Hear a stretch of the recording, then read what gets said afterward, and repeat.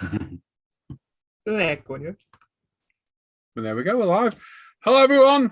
Welcome to Friday Night Live at the Bench. We're here for another few hours to keep all entertained. The week has absolutely rolled on by, as it always does at the minute. So like I say, we're here a few hours. We've got a few things to... I'm playing back again. Oh, my God. I know. If you're in the chat, say hello. If you're new to the chat, let us know where you're watching from. Let us know your real name as well, because that's always nice to see. It's nice to see Luke's in my cave as well. I like that. Hang on. I need to move my camera a little bit, so we're about right. There's a little bit of difference in the background now. It's going to be what about... I'm playing back again. Oh, someone's playing back as well. All right, I've sorted it. Again? Amateurs. Yeah, that's about right, isn't it, Luke? Yeah. You're taller than me, though. It's not fair.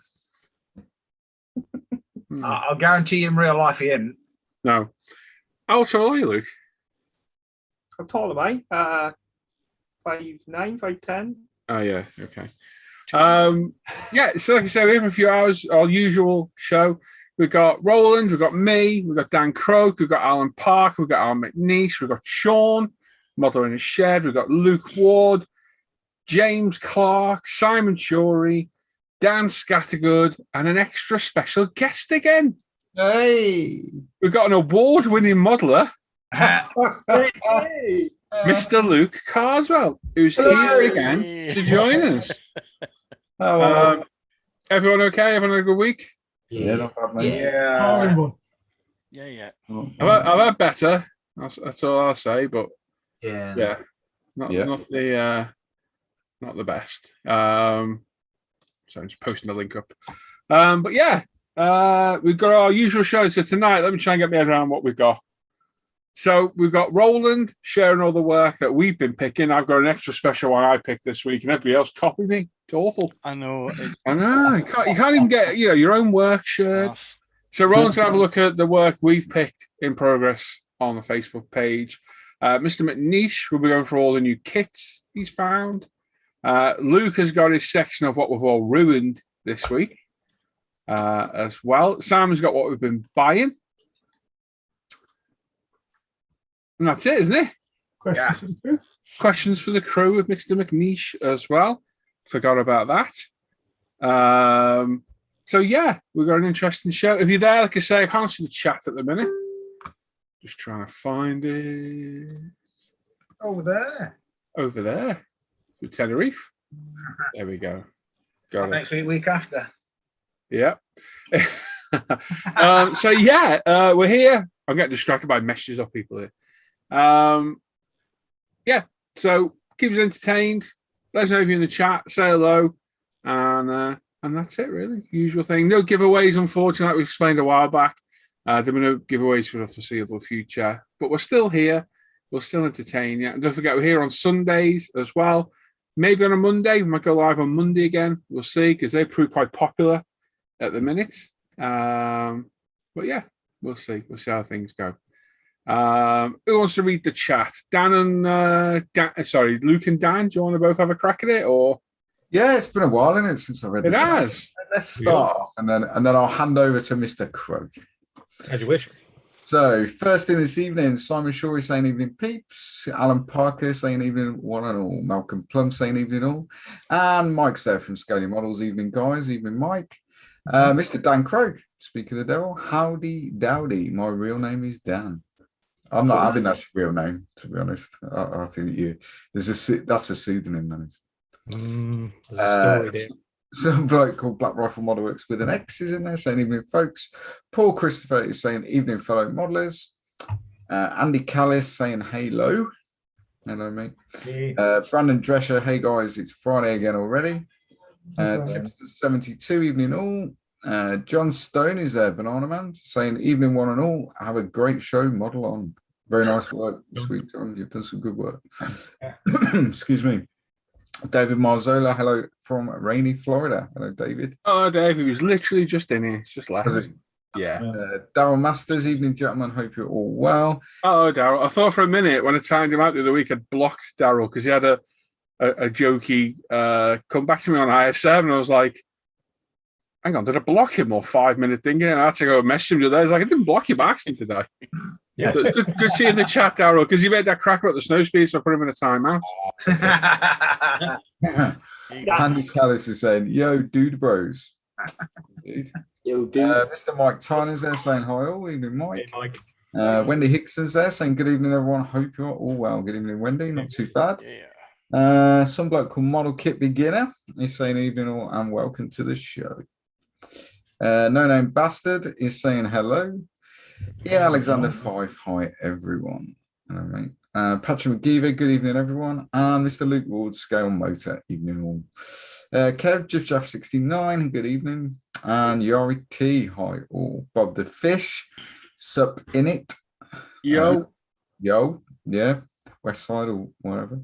Aye. John Hall, a very good evening to everyone. Hello, John. Jeff Light, a very good evening, everyone. Mr. Gary Rudderwind, hello from down south. I had to slip in the back way as I'm watching from work. Yeah, well, as long as you're gentle, Gary. Yeah, ease your way in. Yeah. Connie Lingus is there saying hello, my fish. Hey, Connie. Connie. I was modeling and photography there saying good evening, everybody. Craig Stadius, hello, everyone. Hey, Mika, good evening, all. Mark Coombs, good evening, everyone. Steve, good evening, Plastic Fanatic from Southport. Mr. Sean Brader, modeler stroke runner in a shed. He's there, evening all from the shed in Scunthorpe.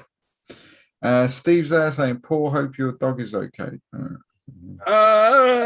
No. He's asking because I was mid-stream on Twitch last night where the dog started to hack and collapsed in our living room, not being able to breathe, and he looked dead. I'll have to explain it because I'm going to get asked by a few people because I just literally ditched my live stream last night and vanished. Yeah. He looked like he died on our living room floor last night, but he came back around. I got through the night, and then this morning did exactly the same, but he was literally dying on our living room floor. So scooped him up, took him to the vet, and he had a giant growth in his throat. It was obviously restricting his airway. So yeah, we have to make decisions to put him down. 17 years old, though, he had a good life. Yeah, one of those, isn't it? Yes. The circle of life, unfortunately, isn't it? So yeah, it's going to be strange. It's the first time in 18 years we've now had a dog. Wow. Okay. Yeah, that'll be weird. Because we had 4 at one point, and we've lost them all gradually. And as I keep saying, the 50-pound Anglesey farm dog we bought off a woman with a moustache outlived all the pedigree dogs by quite some years. Yeah. So sad day. Yeah, we're me and Hannah feel a bit lost at the minute. Yeah, just one of those things. Thanks for asking, Steve. Yeah, it was just live, and I was with Luke playing. I was like, Luke, I've got to go. And I just turned the whole lot off the stream. A lot didn't mention anything. Yeah, so, I went back out a sec. So I was waiting in the lobby, and then it went off, and I was like, yeah, not good. Yes, That's it's one of those things, but yes. Thanks for asking, Steve. Thank you. Where are we up to? Gary Pash is there saying evening crew and chat. Stuart Scale Models saying hi Paul, hi guys. Excuse the hiccups in the comments I made on what I bought this week. Didn't have his glasses on at the time. My comments.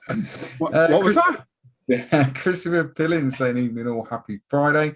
Mr. Paul Chapman, Plastic Monkeys there saying evening all. Hello, Paul. Hello. Gary Pashley saying entertainers question mark. When did that happen? Ah, well, you see. It depends how loosely you use the word entertain. Yeah, it's open to and we use it very loosely. Yeah. Rob 1970 saying evening plastic men. Good evening. Oh, saying hello all. And then if I read Black Skunk Works, Dan, do you want to take over, mate?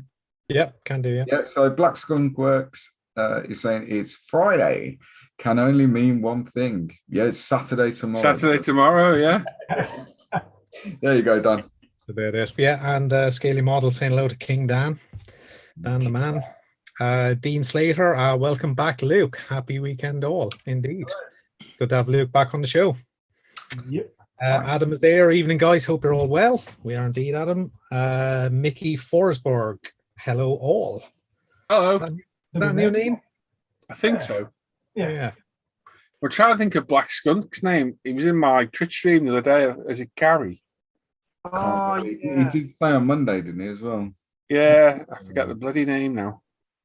From the forum. Yes. Yeah. Yeah, okay. Ian Dalewaite is in. Evening, chaps. Evening, Ian. Oh, Ian.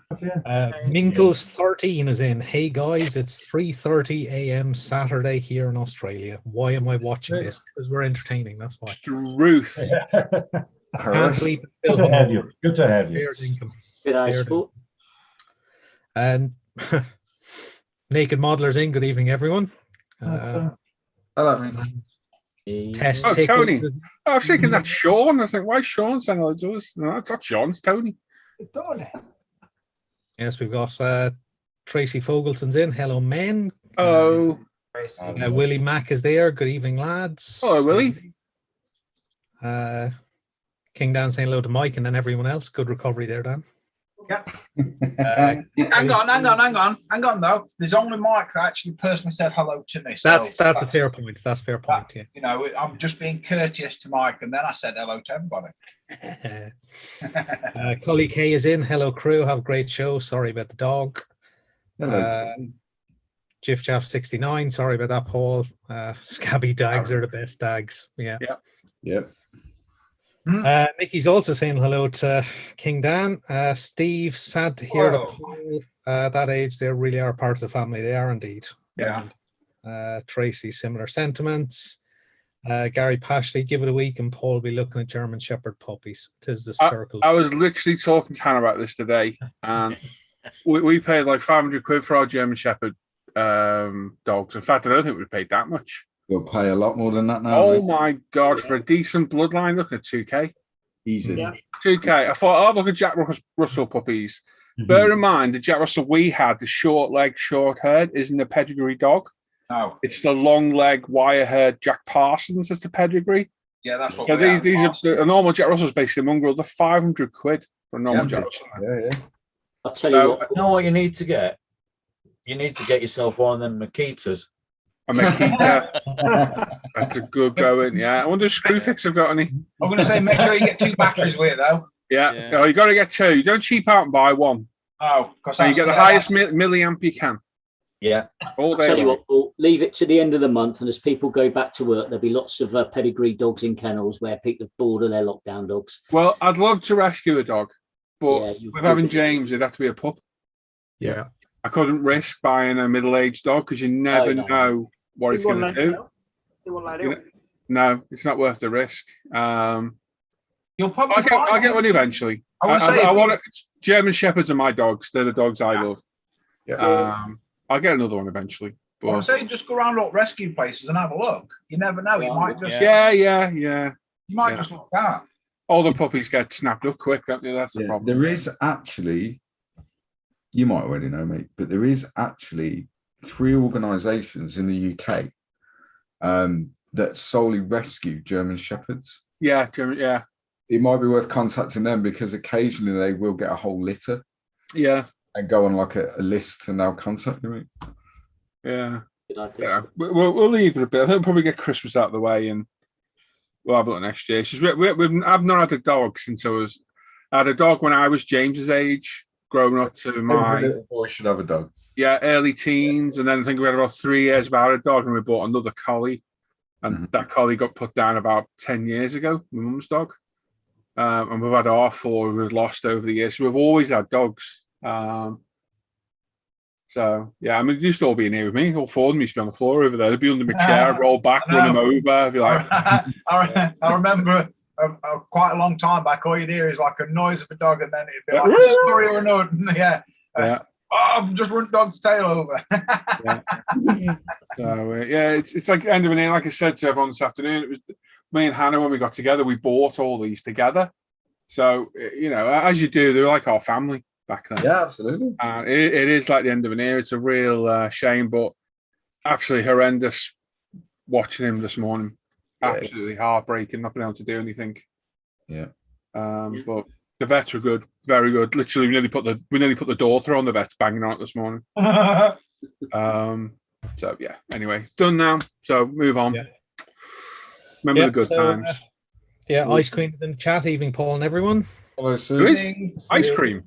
Ice Queen. Oh, ice cream. That's a Is it good ice one. cream? Hello, Sue. That's a good idea. Stuart Scale Model. Sorry to hear about your dog, Paul. Never easy losing a pet. My thoughts are with you and the family.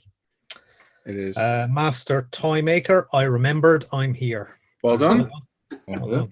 Hang on with the name as well. It is Gary. Yeah, he's not just shouting Gary. He's telling us what his name is. Gary. Might be watching out when he feels nonsense. CBTY. Evening all. Another new name. Yeah. CBTY. What's your name then? Can I call you Buddy, but that's assuming stuff, so I won't. Oof. Plastic Monkey also saying hi to King Dan. J.K. Hello, Chapman Paul. from Pennsylvania, USA. Oh. That name's been there before because I called him J.R. Hartley a couple of weeks back or something. Which you won't get unless you're British, and if you do, and you're older than Luke. Luke, do you get that? The name, yes, it's J.R. Hartley. No. I got it. Look at the blankness on that page. It's a very old Yellow Pages ad. I think it was Yellow Pages. Does he even know what the yellow pages are? Do you know what Yellow Pages are, Luke? He does, yeah. He's not that old. And it's an old bloke phone around bookshops looking for a book. But yes, I'm looking for the book Fly Fishing by J.R. Hartley. Oh, you have one. Splendid. Can you hold it for me? Yes, the name. Yes, it's J.R. Hartley. There you go. Yeah. Do you remember the Roses adverts? Roses. Thank you very much for feeding William, the freaking goldfish. Do you remember that? Yeah. Could sing the song, but I'm not going to. Go on, Luke. No, I'm not. Go on, Luke. Come on, Luke, you can do it. I'm easing myself in gently. That's not how you normally do it. Anyway, moving on. Gianluigi is in. Hi all from Dublin. I'm back on the bench from holidays at home. On the garage, I found an F15 48 scale from Monogram dated 1989 and an AB205 72nd scale top box 1980 probably. And my collection of Atlantic HO scale, which I guess is trains. Oh. That's a good rundown. Sean White is in. Good evening all. Master Toy Maker, get a rescue. They need you. Yeah, like I said, I was going to make sure to pup. I'm not having a middle-aged dog around my little boy. And in the UK, actually, it's not that straightforward to get. Oh, mate, it's so strict. Get the dog around at your house. Yeah. You're vetted and everything. Not literally vetted. They don't like checking fleas and that. Give you worming tablets and stuff. Yeah. Lift your tail up, have a good look. I'm gonna say, Thermometer, it's the thermometer you need to be worried about. Yeah, they are quite strict, rightly so, because it stops the scumbags rescuing dogs. Yeah, absolutely. Well, you get a lot of people taking the rescues and then using them for pit bull and Mr. Carswell, Yes. you would know the difference between an oral and an anal thermometer, wouldn't you? I would. Don't get the two mixed up. Oh boy. The difference is usually the taste. Moving on. Jiff69 says his puppy is 11 now. His daughter is picking hers up from a litter tomorrow. Nice. Nice. Hall 247 beginner modeler. Hi all. oh, what's your name? That's Yes, amazing. let us know Who's who that you one? are, where you are. Hull. Ray Aquilina's in. Hello, my friends. Hello, Ray. Hey, right. And then Mickey Forsberg says, yes, I'm new here and would like to see you all work and learn more. Work. You can see us. That's one thing, anyway. Yeah. Mm. Yeah, thanks guys for doing this and lots of fun. Yeah, we'll try our best. Then Mike says, can't stand fly fishing. Yeah, indeed. Daryl Masters, fly fishing. Dean Joan, what's up, guys? Enjoying the show. Hello, Dean. Dean. Then Sue says, oh God, I feel old now. Lots of great adverts in the 80s. Was it Hamlet with Russ Abbott? Yeah. Yeah, they were good. They were Yeah, good.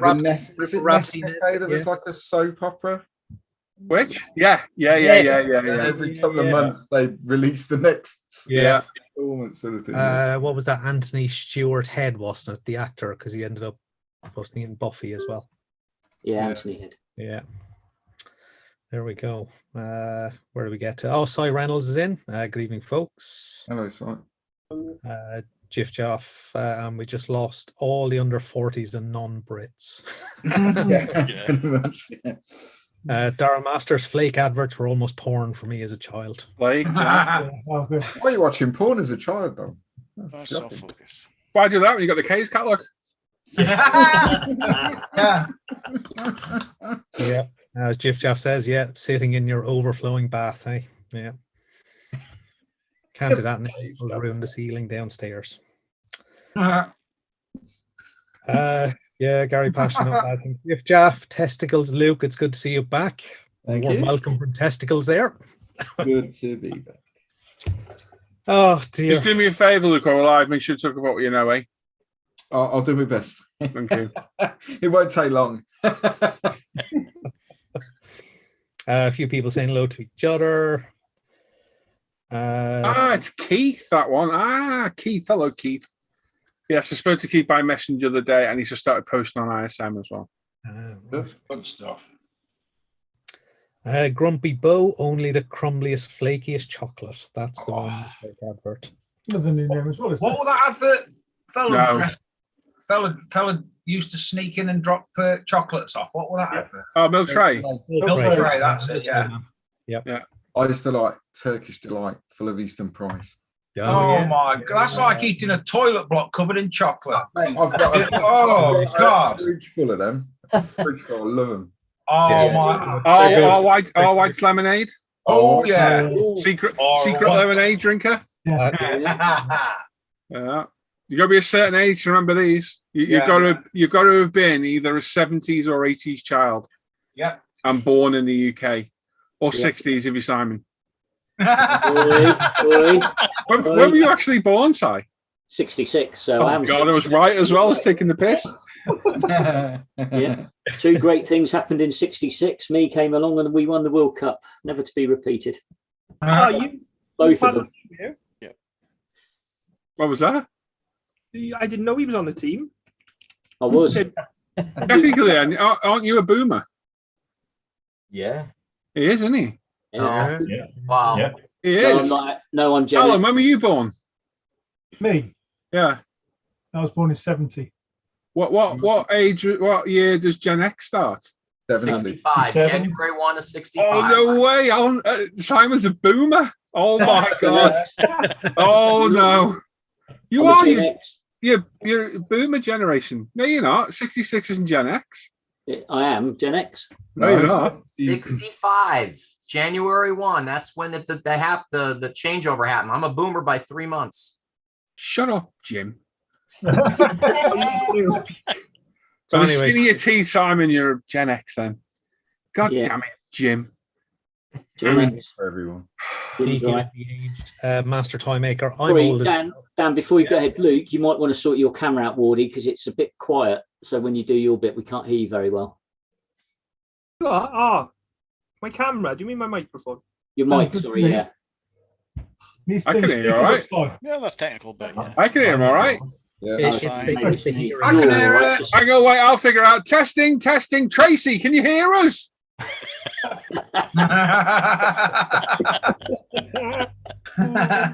Rob 1977, bet you can't guess what year I was born. No, that's going to be. I'm going to say 73. Steve's saying, remember the Chinzano adverts with Joan Collins? And it was, what's his name? What's the bloke's name? Leonard Rossiter. Rossiter. Yeah. That's right. I can only just remember those. They must be very early 80s or late 70s. They were brilliant. They were brilliant. Yeah. So Master Toy Maker says he's old as well. He has a picture of him as a 2-year-old asleep in his dad's lap watching Apollo 8 in 1968. Ooh. Same age as Who's in Simon. that film? I know Tom Hanks was in Apollo 11. Youngsters I all. remember that one. They were like prequels. They come out after. Like Prometheus from Aliens. It was all a conspiracy anyway, Alan, wasn't it? It was all filmed in Hollywood basement. Of course. Oh, don't start him off on that. Oh no! Yeah. Moving on, Daryl says it was all about the making bubble bath. Yeah. That's The another what? one. Bubble bath? Matey bubble bath. Yeah, I remember Matey, oh, it was great. That you'd smell like a bloody God knows what when you got out. My kids used to love Matey bubble bath. Yeah. Absolutely adored it. We used to have gallons of the stuff. Can you imagine what's probably in that? Yeah. You have lead and asbestos in it and all Yeah. sorts of Oh yeah. Oh yeah. Aldehyde. My formaldehyde. As long Great smell of bread with Henry As long Cooper. as the skin didn't slide off, it was fine. I can still smell it now. I don't know whether you can still get. Do you remember Vosine shampoo? Oh my God, yeah. It's Yeah. like antiseptic smell. Yeah. Yeah. Mum would Yeah, like yeah. rub your head with it. Yeah. Horrid. Stuart Tucker says, watch out, there's a Humphrey about. Yeah. Oh. Milk advert. Yeah. Does anyone remember Stuart Scale Models? Anyone remember the Guinness Toucan adverts? Yes. Yeah. Yes. No. Okay. French. I'm 77. I'm with Luke and who else is around our age? Dan, what age are you? Hey, Yeah. I'm 77. And you, 77. Croak? Croak, when you were born? 77. So we're all about the same age. I don't remember that one. Yeah, I do. Yeah, I do. I spent a lot of time with my granddad though. Yeah, I remember all the posters because it's on. Yeah, it's on everything. Oh, smashed potato adverts with the alien robots. Oh, yeah. God, they were terrible. Yeah, weren't they? yeah. They were terrible. Should we just sack the show up and talk about adverts on that? You can wait. Yeah. Not bad. I have spent many hours on YouTube looking at. Oh, all there's that. loads of videos on there. It's great. Like Easy- Carry Black Label. Jim will be able to watch this. I like reminiscing about the good old days because nowadays it's the bad old days that's happening now, isn't it? Because everything's crap. The thing is, back in that time, it wasn't great No, No, because thing is, the though- world was full. What it was Cold War? Yep. Wasn't it? We getting adverts on the TV about hiding under the tables if the bombs go off. That was going to do a lot of good, wasn't it? Right. We had all the political crap, didn't we, about the coal mines and There was all the riots. But yeah, all the troubles. The troubles was terrible. It's a terrifying time to live as a kid because Yeah. you're frightened to go to the bloody supermarket for fear of getting blown up or in a nuclear blast. Do you think though, in 30 years' time, that the adverts that's happening on telly now, people will remember them? I don't think they will. No. They're not as memorable. You don't Definitely really not. get the public safety films either, do you? Oh, Oh, what? I'm Of scaring the living crap out of kids to stay away Yeah. from power lines and train lines. Yeah, It's when you see that train advert and there's a bloke's leg laid there, and yeah. Can you imagine the Generation Z watching one of those adverts now? One of their mates getting fried on a line flying a kite. Yeah. Oh, That wouldn't happen, would it? Won't hear the end of that. what was the like, health and safety videos? You had like a cartoon and he had his cat, you know. Yeah, Charlie says. Charlie says. Never know what he says. Yeah. The one the Prodigy made into a tune. Yeah. Yeah. The best advert when I was growing up in the 80s was the no smoking one with Superman. Okay. That one were a good one. That one You scared remember- Jesus out on me. Kiora. Kiora advert, somebody saying, yeah, Kiora. Yeah. Remember the green cross code man? Yeah. Yeah, well, that was the guy who played Darth Vader, wasn't it? Yeah. Dave Prowse, yeah. David Prowse, yeah. Sadly, no longer with us. Yeah, No. sadly. Yeah. That's right. Daryl says chuck a frisbee in an electric tower because plastic's a great conductor. Yeah. Yeah. Yeah. Depends how you wave it around. Well, Sometimes the brass will fall there, not strings. It's a joke. It's a slow burn. I don't worry about it. Colin's in. Festa is in. Hi, folks. Good evening, Colin. Hope you're well. Hey, Colin. Evening, Colin. Hey, Colin.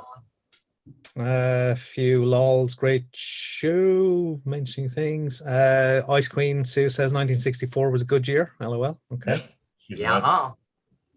Ian Delway says I was August 63, the same day as a great train robbery. Ooh. Oh yeah.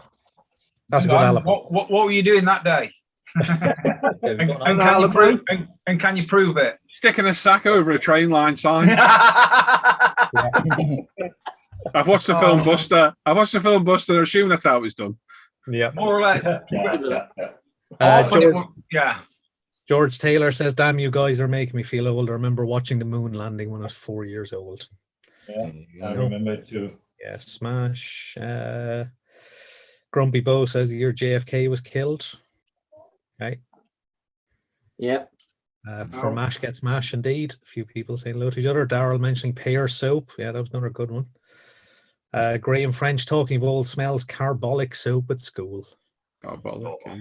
I think that's really, really old. Dean Slater with Mr. Matey is the reason why we're glue sniffers now. Oh, what's Johnson? Dad, do you know the piano's on my foot? Was that? That's not the chimpanzees with the T, is it? No, it can't be. Well, that was PG Tips. PG Tips. That was, Yeah, What's that that was one, John? What's that one from, mate? PG Tips. I think. Oh, yeah, it is. It's got to be. It's like, do you know the piano's on my foot? You hum it, son. I'll play it. That's got to be the chimps from PG Tips. That's the kind of crap humour that was in those adverts. Yeah. Either that or they were roller skating. Yeah. Yeah. Scott Scott says, apparently they ate a lot of peanut butter. Just saying. Yeah. Scott says moon landing. He remembers watching Alan Shepard Mercury flight. Well, that's going back a bit further again. Yeah. See, my only memory of any space travel was Challenger Burner. Yes. That's my only, because obviously it's mostly all been done by then, hadn't it? And Yeah. it wasn't there. Although all the ones like the Apollo and the Mercuries, they were when men were men and they had to, have a wheelbarrow in front of them to carry themselves. And yeah. It was PG Tips. I thought it was, John. Yeah, definitely. Yeah. We've driven Jiff Jaff off. He's going to get a beer because the nostalgia wormhole is too deep. Festa then says, I can remember when the bombs went off in London. Yeah. Yeah. I remember when I went off in Warrington and Manchester because it was very close to home for me. Yeah. Asbo 93 is in. Don't play in water ad was fun. Yeah. They were terrifying. You literally lived your life as a 7-year-old kid in the 80s of either fear of being blown up, abducted, electrocuted, or drowned. Didn't you? You couldn't do a thing. No. Yeah. Oh, and then Carol Doran's point about and a 17% interest rate was standard for a mortgage. Yeah. I think all that's changed. I've never had a mortgage, so I don't know. Yeah. How about Kiora? It's just for me and my dog. I'll be your dog. Good times. They were good times. Umbongo. Umbongo were a good advert. Umbongo, yeah, they drink it in the Congo. Yeah.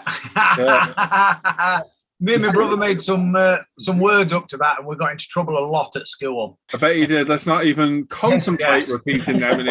Let's move on. I can well imagine what they were. Just carries on and on. I bet Si remembers Michael Bentine's potty time. And yeah, that was good. Colin that says love potty time and finger bobs. And finger bobs, yeah, I remember that. Hey, the little finger puppets. Yes. I remember them. Button Moon is one of my strongest memories of like coming home from school and having my lunch and going back and watching Button Moon. Hare and Pipkin. Morph was my strongest one. Morph. Oh, the plasticine Tony Hart's Morph. Yeah. Yes. Yeah. I can't remember the other one. What was the other one called? They were Morph and we were talking about this ages ago. Yeah, it was like the cheeky one. It's like a normal name, wasn't it? Like Jeff or something. My name is Jeff. Craig. I just can't remember what it was called. I can remember them, but I can't remember the bloody name. That needs Googling. I'm doing it now. Good man. Yeah, so get on it. Asbo 93 says he can't remember Annie as a child because he grew up in the 2000s. See the old baby, the other white meat. Yeah, John Stone's got a classic there. The guy that played Raspberry C. Nesbitt in the Hamlet ad that we were trying to get his comb over in the photo booth. Yeah, that was good. That's a classic advert, that is. Yeah. Curly Whirly with Terry Scott. Yeah, remember that. Dean Slater says, 90s kid, but I love the crunchy Friday feeling ads. Yeah. Willie Mack, which I brought my brolly. What was that from? Chaz, that's what Morph's name was. Chaz, that's it. Yeah. That was the other one. Yeah, there was two, weren't there? They just talked verbal diarrhea, didn't they? Like, I can't remember what now. Stupid noises. Gillespie was his one, wasn't it? Who? Gillespie, according to Gillespie was one of them as well. Yeah, there were a couple of friends. All right. The large purple one, that was. Yeah. Oh. We're nowhere near that one. I'm staying right away from that one. That's what Morph said.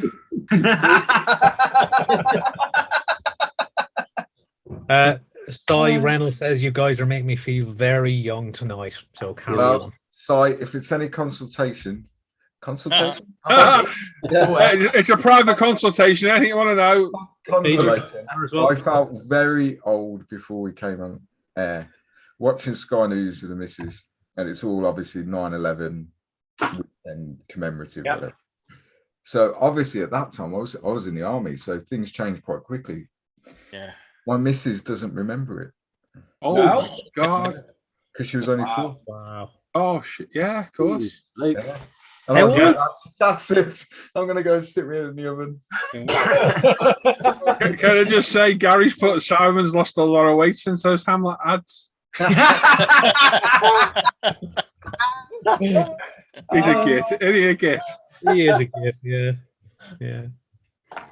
And Gary's right. All those scary adverts, but we all played out every night till the streetlights came on. With no fear other than getting home late. Yeah, exactly. You were fearless as a kid. Yep. Fearless. Now you just get abducted and God knows what, aren't you? Yeah. All 247 says a Milky Bar Kid advert in the 90s. Oh yeah. Oh, that's funny. Right, Gary, I'll get my revenge. Don't you worry. How about the clangers? We don't talk about the clangers. They're good. That's still that's. Hey, Dalpate just sent me a picture of some plasticine he's got with my own Chaz and my own Morph. Where they melted. Oh, it's a plasticine set to make them. We've got a plasticine. Well, I say I don't think it quite is plasticine, but you can make a snowman with it, set it down, and then overnight when you come back, it'll literally melt it into just what, the liquid form of what it's supposed to be. And my kids used to love making that at Christmas, and then they'd be crying next day when it had all melted. No, stop crying! You can make it again. So Gary Constable says they landed on the moon on his 10th birthday. Oh wow! There we go. Oh, that must be an elder birthday party. Yeah. Daryl Masters, just for his 10th birthday party, they went to the moon. Yeah, it's Gary's birthday. Let's do a multi-million billion-dollar space program. Daryl Master says, listen, if you haven't stuck green shield stamps into your book for your mum on a Saturday, you have to live. I did it for my granddad. Never did that. Oh, I've got strong memories of the embassy cards, though. Yes. Yeah. All right. Yeah. I did that one for my nana. Yeah. As193 says, I bet some of you guys remember when the government said VAT was temporary. Oh, the 20% hike. The 20% VAT is only temporary, isn't it? Yeah. Oh, yeah. It's like the speed limit. They also said that was temporary. Yeah. The owl is in the chat. Hi, everyone. Who? I nearly drowned again there. Did you miss Tim Des London there as well, Dan? Oh, Tim in there. Oh, yeah. Sorry. Sorry, Tim. Very nice, is it? Even slapcocks. Jesus. My mind just went past it probably because of that. So, hey, Tim, how are you? Tim then says, I had a good time once. Hey, Dan. A bit cryptic. Only once. Yeah. So Mickey Forsberg then actually asks a modelling question. Which Luke's lost his head. Oh, there it is. He's back on. Yeah, I've put that into your questions. Perfect. Yeah, put it in Al's questions. Yeah. Yeah, Mickey, we'll come back to that one later. Okay. The clangers, Festa 67, going to bed wearing coats and paraffin heater in the bedroom. Is no central heating in the house and single pane windows. But I was lucky that the house I grew up in, which is this house now, my dad was a plumber, so my dad put heating in, luckily, in every room bar my bedroom. So I had a cold bedroom, but it was because the rest of the house was heated, it heated up. But my nan's flat had one of the gas fires, the things that probably kill you now. Carbon monoxide. And a hot water bottle, and it was Baltic in there. Yeah. Absolutely. You'd be up in the morning rushing to get to the gas fire just to sit by it and almost spontaneously combust in front of the fire. The bit that got me was during miners' strike, and obviously my granddad was a coal miner, and burning shoes and tin cans and putting bricks on fire to keep fire. That was awful, horrendous. Yeah. I'm so glad that we've moved on in society from them particular times. They were hard times in the 80s, weren't they? Yeah. Well, where my granddad used to live, there used to be like a small wooded area at the back of the park, and every Saturday, Sunday-ish, you'd see like families, literally, kids pulling trees out at thing with the dad to go and chop up for, keep house warm and. Yeah. The 80s was the end of an era for Britain. Yes. It was when Britain stopped being Great Britain. Yes. And we started to lose everything that we had. And it was a very, not a great time. It was a hard decade for a lot of people, I think. Yeah, it's tough.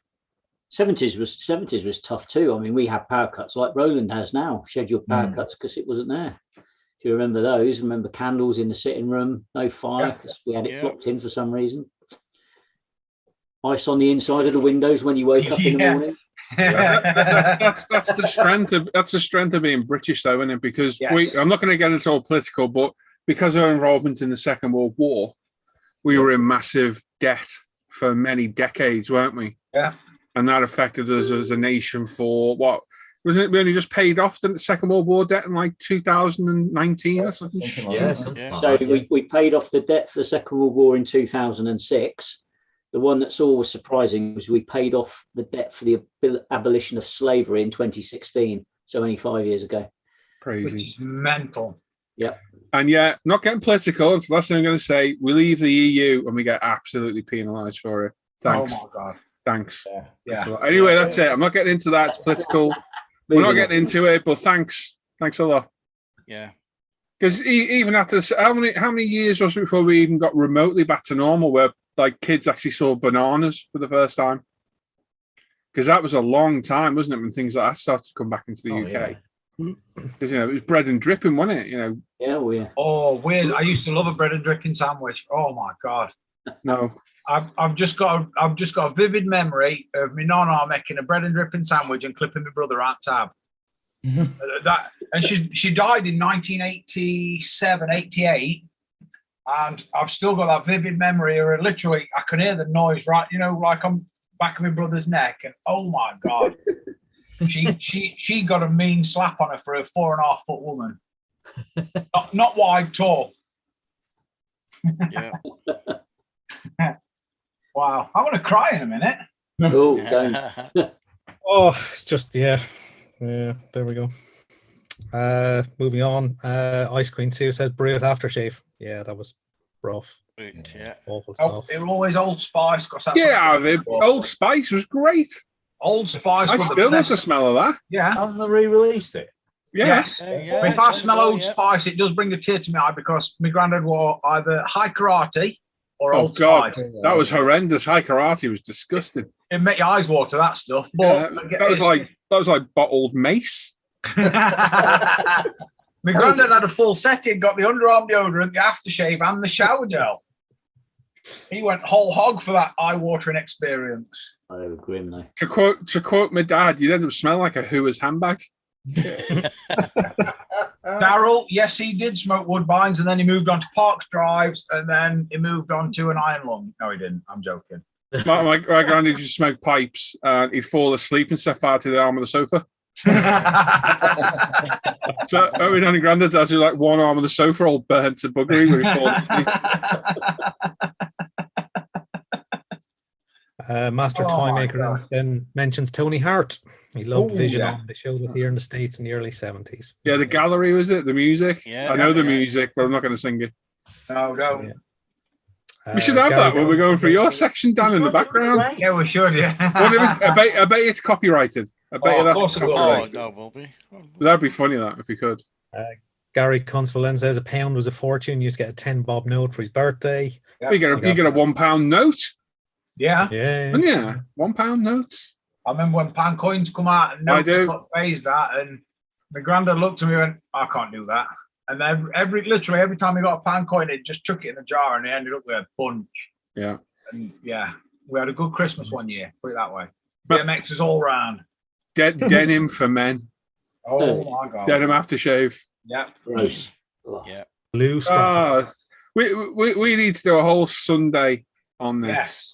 A 70s, 80s, 90s reminiscence. Yeah. Break out the Humbrol paints and tube gear.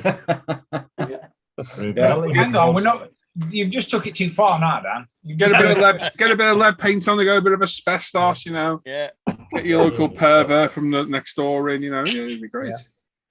Oh, I nearly said a word. Yeah. There we go. Daryl Masters mentions itchy blankets. Yeah, I think we all remember that. Itchy blankets. They're warm though, weren't they? Yeah, Yes. granny crochet blankets for the war effort. There you go. Nylon sheets, they were the worst. Yeah. Oh. Didn't you have nylon Didn't you have waterproof ones, Simon? Yeah, had those as well. Totally Scale Model says Foster's Still do. advert and Crocodile Dundee in them. Yeah, they were good. The best ones for beer were the ones with Peter Kay. Was that John No. Smith. John Smith? John Yeah. Smith, yeah. The phone call one with the kid. She's worried about the Yeah. bogeyman under the bed. It's not that, it's the burglar coming through the window you need to be worried about. No, Putting his Castlemaine mum in a Forex adverts for me. Yeah, put some sherry on. Whoever did it with the sherry. Tim's Desk London, he was teaching the kid at work, Duvs and Vish. Oh, the Doomsday and Ligatatives Yeah, from Phone Jacker. yeah. Yeah. Grumpy Bo, Felix the Cat Club. Oh my God, I forgot about Felix the cat. Yeah. What was the other cat? Rhubarb and custard. Rhubarb and custard. Yeah. That's That's the one. Tez Tickle says Wow. Chaz would fit in well with you guys. Who? Yeah, Chaz. Small Yeah, stone. he was a troublemaker, wasn't he? Yeah. Tim Desk London, Old Man Luke. There you Yeah, you're not wrong. go. Click. Gary Constable was Jimmy Savile, apparently. Yeah, bondage campaign. Clunk Yeah. click. Moving I on. can't think of clunk click without thinking of Twin Town. Yeah. Yeah. Oh dear. Daryl Masters offering a Worders was, got to be the most dodgy advert in recent times. Yeah. Willie McPaul, old dad teaching how to use Green Mammoth Crossing. Yeah, that was David Prowse. Yep, it was. Forever Plastic Kids. Hi everyone, everyone's safe. Yeah, we are reminiscing a lot. Gary Constable, Green Shield Stamps. Colin saying hello to Black Rifle Model Works. Hello. Green Shield Stamps mentioned again. Daryl Master was given a very nice collection of Black Cat cards, which I still have today. What were they? I don't remember them. Yeah, I don't remember them either. Paul Christopher says Magic Roundabout. I hate the Magic Roundabout. Yeah, I've got it's not the program. I've got like memories associated with it from going to my. I don't know how old I was, but play school. How old would you be going to play school? You're preschool, aren't you? 4, 5. So it'd be under 4, wouldn't it? It'd be like 3 or 4. Probably 2 to 4. Yeah, and it was in our local Methodist church, which I drive past quite regularly, and it was just horrible memories. But then I've got Will o' the Wisp. Used to love that. Oh my God, yeah, that scared the bejesus out of me. I'll probably get sued now, but wasn't Magic Roundabout? Go on, say. I was just going to say, wasn't Magic Roundabout Emma Thompson's dad written by him when he was on an acid trip or something? Oh, they were all off it when they did it, yeah. Oh, absolutely. I hate that program. I just got bad memories associated with it. Yeah. Steve then says, with him growing up in a small village, everyone knew each other, and they had a local Bobby, couldn't do anything wrong, as they all just said, I know your mum and dad. Well, that happened in the village that I grew up in, but it didn't stop me. And they didn't even need, do you know what I mean? My mum were on the committee in the local, well, we'd only got one pub, and my mum were on the committee. She run all the day trips and all that sort of stuff. So I was well known in the village, and anything happened in the village, it was always my door that got knocked on first. And yes, I told the truth, and yes, that was me. So the next day I'd be having to paint or clean or, everything up that I'd just done the day before, me and my brother. I just didn't care. I really didn't care. I'll tell you what, Dan, when you said on the committee just then, you reminded me of Wheel Tappers and Shunters Social Club, that TV program, if you remember that. It's the committee. Yeah. That was they were good days. Going to Blackpool, and what you'd end up with on Bush, you'd end up with a carton of pop, where you stab straw through. You'd end up with a packet of crisps and a little envelope, like a clear plastic envelope with £2 in. Tip top, were they called tip top? Those little things you put a straw in. Yes, they were. Yeah, they were nice then. Yeah. But I used to love Club Trip. The only thing was, back then I was travel sick on coaches, so I got the first seat, and guaranteed all the way there on a 2.5 hour drive. Within 3 seconds of just getting ready to park, I'm throwing up everywhere. Literally all across the front of the window on the coach. It was just horrendous. Speaking of things like that, you might remember them. news of my age, the lucky bags used to get for your news agents. Yes. Oh, You get a little white bag. You get like I think you got like a small comic in it, some sweet.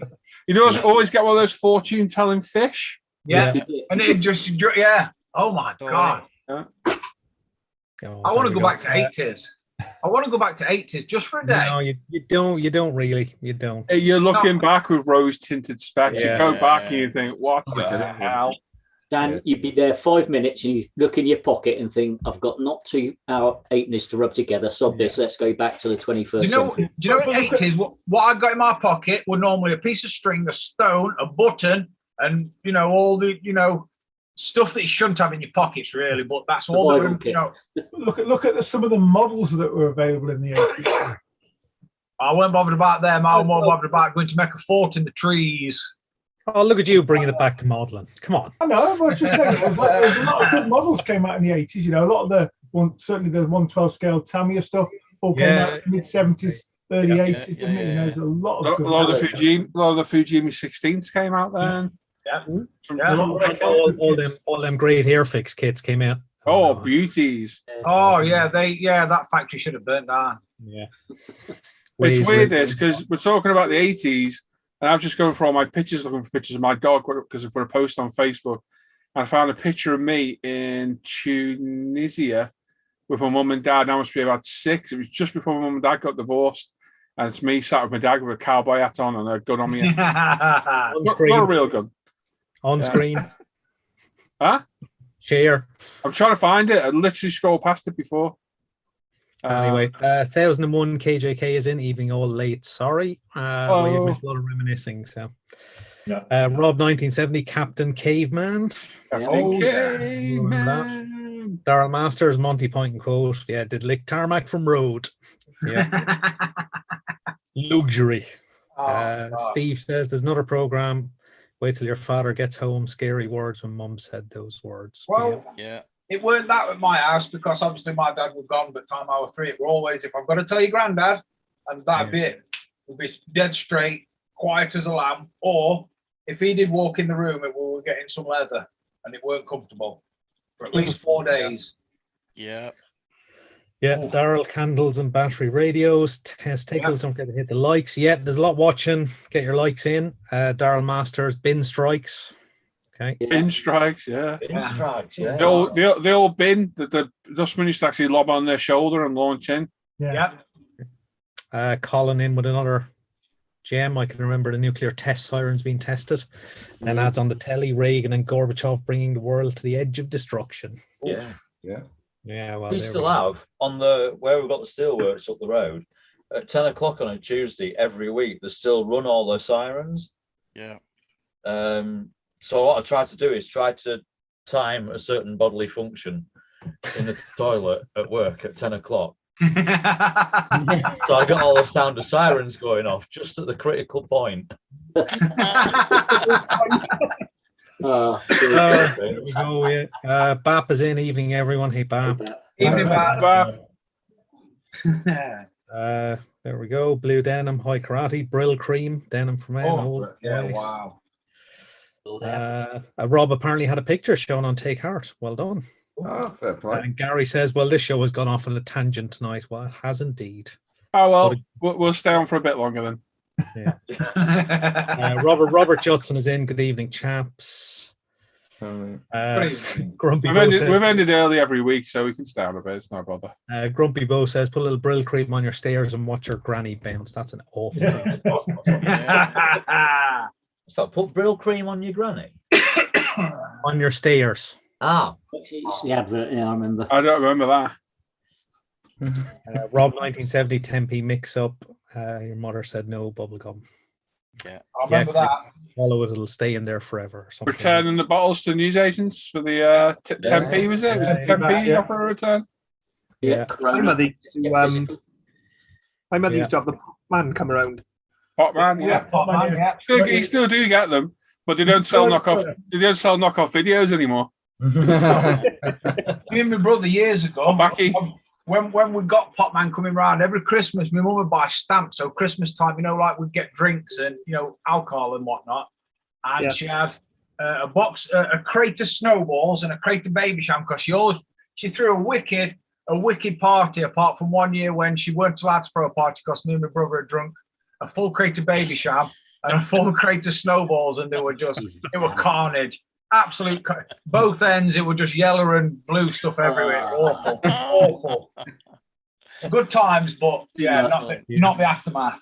It was awful. Daryl Masters raises the topic of milk and magnesia. Oh, that was vile. Yeah. Oh, that was like the cure for everything.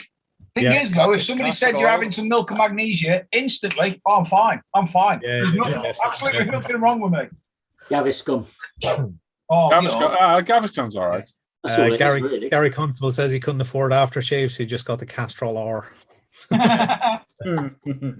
Rob said I'm on Asbestos Council garages. Yeah, still a few of them around. There is loads of them. Yeah. Willie Mack says, can you remember having a ripple in a blue wrapper and it was in a small cardboard tray? Yeah. Yes. Yeah. 5, 4, 3, 2, 1s. Oh my God, yeah. That had a right good advert as well. I get a bonus kudos for anyone who sings that advert. I can sing it. I'm not going to sing it, but I can sing it. Oh, you get no kudos. 5, 4, 3, 2, 1. 5, 4, 3, 2, 1. I'm so glad I didn't sing that now. Yeah. And that's about half the viewers gone. Yeah. There we go. What have we got? Paul Christopher, if you want good lager, follow the bear, Hofmeister. Yeah. Don't remember that either. Yeah. Okay. Rob then mentioned Spangles. Yeah, they were good. There's two George types. Taylor Which were they? Yeah. George Taylor then says he remembers the air raid siren tests. You scared the crap out of him because it was the same sound they used in the time machine to call in the Morlocks. I thought they were coming to get us. Excuse me. 2001 KJK, pink tasteless custard at school. I guess that was pink mange, was it? Oh, yeah. Yeah. I used to like, I must be weird because I like that. I used to like school, during the 80s, I used to like school dinners because they were better than the crap that I were eating at home. Yeah. Philip King then says Condor, the pipe smoker's tobacco. Yeah, I remember that. Festa 67, the 10-minute Woolworths Christmas ad each year. Oh, God, yeah. Oh, I watched one of them not long ago. Yeah. It's now been replaced by the 10-minute John Lewis one. Yeah. Plastic Monkey, Henry Cooper did the brew ads. Yes. Yeah. That's like Rocky Balboa do it when he, in Rocky film when he's trying to do adverts. Yeah. Oh, what was the aftershave called in that then? I couldn't remember that. Beast. It was something. Something Beast. Yeah, you're either Beast or something, weren't it? And we'll move along because there were swear words. Yeah, Craig Stadius then mentioned Top Cat. Top Cat. TC. Hey, TC. Used to like Top Cat. Officer Dibble. Was it Dibble? Daryl Masters, that was Hofmeister. Follow the bear. Yeah. Paul Savage, the Tony Hart Gallery music's called Left Bank 2. Okay. We need to say that's copyrighted. It's got to be. It's got to be. Totally Scale Model, Saturday Morning Pictures. Yep. Willie Mack, how about Cremola Foam? Cremola Foam, yeah. Yeah. Cup of that set you off to the moon. Okay. Daryl Master says he'll post a pic on ISM page. Totally Scale Models, Rainbow, Rod, Jane, and Freddie go to play at the back. And Zippy. Don't forget Zippy. Yeah. And George. Oh, yeah. Always the weird one for me. Yeah, he was. Dean Slater said, listen to that, I think I know what inspired Dennis the Menace now. Trust me, Dennis the Menace had nothing on me. I believe that as well. Philip King then mentions Larry the Lamb. Ooh. Yeah, remember that. You know him, Luke. What? Stuart Scale Models. I remember Tiz was on a Saturday morning, followed by yeah. Sally James. Oh, yeah. There you go. Well, hang on. Sally's just woke up then, didn't he? Yeah. And that's Sally James in leather Cat pants. Dealey on the other side as well with Cat Dealey when she was younger. Whoa. Simon, I'm disgusted. Oh, I'm just moving on. It's just despicable. But you know, Hall 247 says he remembers bananas in pajamas on every Oh morning. God! Coming down the stairs. Does that convey his youth? I think possibly. After my time, I think. Mo on a bike. Hi guys. Cowboy 375 is in. Howdy gents. Hello. RW Hobbies 80s group build question mark. It seems to be heading that way. Yeah. Although I think a few of us have the Smokey and the Bandit car, don't we? 70s that though. Well, the first one was. Well, the car is, yeah. You're going for when the kid. It's 70s. Is it? I thought the movie was 80s. I might be wrong. I might be wrong. Prove me wrong. I think the first Smokey and the Bandit was 79. Yeah, I think it is late 70s. I think the second one were either 82 or 83 with Sally Field. I'm sure it were. Sally Field was in the first one. Yeah. Or are you sure? 77. 77. Yeah, because he picked her up in a wedding dress called a frog because he wants to jump her. Yep. Yeah, that's true. That's true. Well, Roland's just saying 77, guys. We can have a Smokey. I thought it was 77. We can have a Smokey and the Bandit Part 2 group build for the 80s. That still gives us Knight Rider, Street Hawk. Oh, let's not get into TV programs with beer all night. Could be. Yeah, at this rate, I'm never going to get to the end of the chat, but you know, Asbo 93 after school. Daryl Masters mentioned Noel Edmunds. Yeah, I like Noel Edmunds. He used to be on Top Gear. What was the show he used to do? He get like members of the public doing stunts, and one of them got killed. Did yeah? Late breakfast show. No, it wasn't. Don't think it was Noel's house party, was it? It was Noel's house party. Yeah, he was on a bungee Was it? jump. I thought it was. No, it wasn't. It was something in a car. Show. It was something in a car. It was before Noel's house party. I'm sure it was. Yeah, it was. Are you sure? Yeah, pretty sure. Google. Anyone? Is this mic on?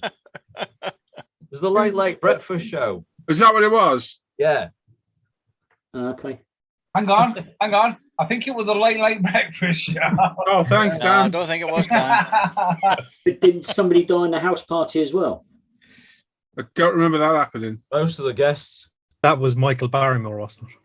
Oh. That was a different kind of house party. Well, it was a house party. Someone died. Moving on.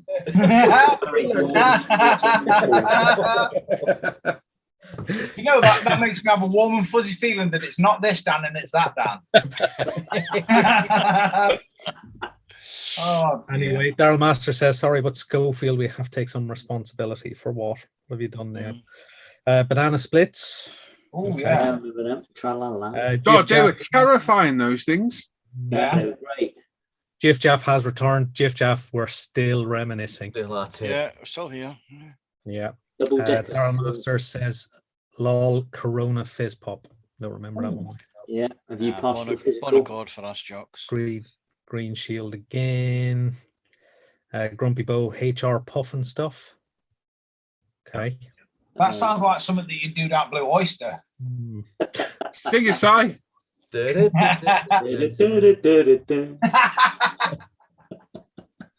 Steve said friends worked for Golden Wonder Crisps and he used to get 100 bags for £10. Oh, wow. Very good, Gold Wonder. Yeah. John Stone says when a cod liver oil solves all your problems, says Mike Brown. Yeah, that's true. 1001 KJK collecting the T cards, yeah. Shane is in, evening from a sunny New Zealand.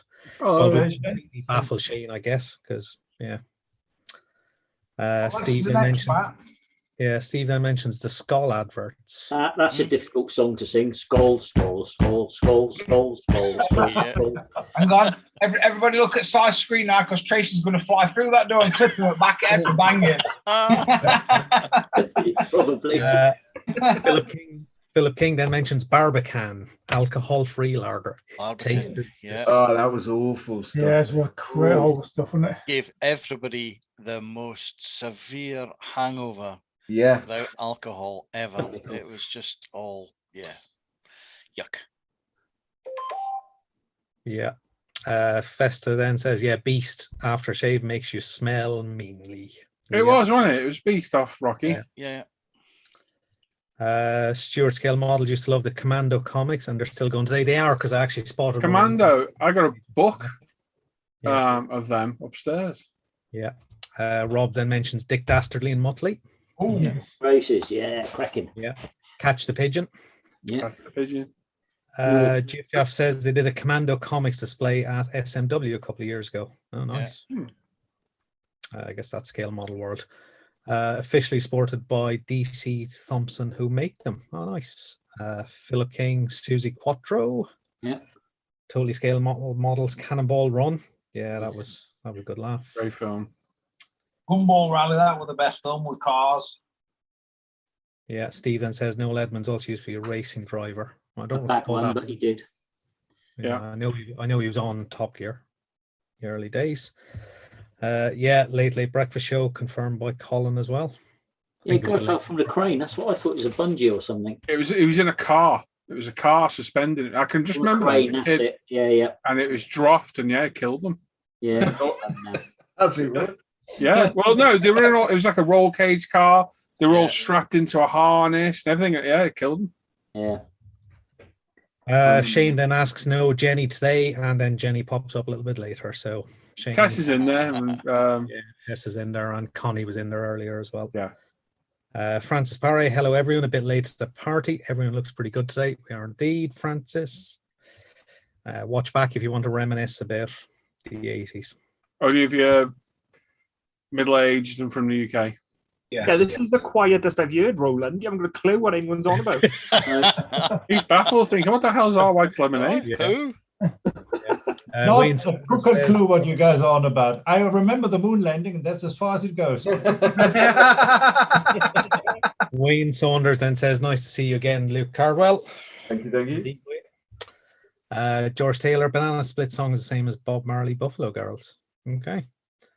So Daryl Masters is trying to bring us back to modeling by saying, so what's everyone been working on today? Nothing. Memory of the 80s by the Reminiscing. Yes. Timson 72 also brings up that Michael, what's his going there. Jeff Jaff, anyway, yeah, well said, Kev, well said. And Jenny is in there. Hi, Shane. Philip King, Captain Scarlet, Stingray, Original Thunderbirds, Joe 90. Captain Scarlet, absolutely brilliant. Yeah. The Mistrons used to scare the bejesus out of me. It was the best one of all the Jerry Anderson things because it was so dark. Yeah. It was so good. Stuart Scale Models, Shep Payne's diorama scenes in the old monogram kits. Okay. Rob. Taylor Stracker. Simon Bristol, Michaela Strachan, TVAM. Yeah. And Rob, Rob home started a fire. Just shut up because it finally caught up. There we go. Well done. Okay. I'm just scrolling through it. I'm scrolling through 18,000 pictures trying to find that picture of me. Before we move on, there was all of this reminiscing. And then before that, does anyone remember Andy Pandy? Yeah. Or Bill and Ben? Bill and Ben? Oh, flubber up. There is pictures somewhere of me and my brother going to our local fete or carnival, whatever you want to call it, dressed as Bill and Ben, and we had to be carried because the arms and legs wouldn't bend, so we were like quite wooden. We need to see photographs of this. What's wrong with the donkey? What? Anton Deck, Wonky Donkey. Wonky Donkey, yeah. Yeah. Bill and What Ben. was it? What was it? Anton Deck did Wonky Donkey in one of No. I know the one you mean. Yeah, so we looked like one of them ones where like the legs are pinned on sort of thing. The legs just flop. Black and white, wasn't it? Muffin the Mule. Muffin the Mule, that's it. Yeah. All in black and white. Right then, who wants to do something? Simon, do you want to go for what we've been buying? Yeah, go for it. Right, let's do this. I'm going to go and get a brew after all that reminiscing. Good man. We've only been at it for an hour and 10 minutes. Good man, it's nice. Right, can we all see building that? done. Yeah. So just quickly, Simon, before you start, for everyone posting old stuff in the chat, hold fire and come back on Sunday. Yes, good idea. Come join us Sunday morning, 10 a.m. and we'll have a proper nostalgia go back. Yeah. There you go.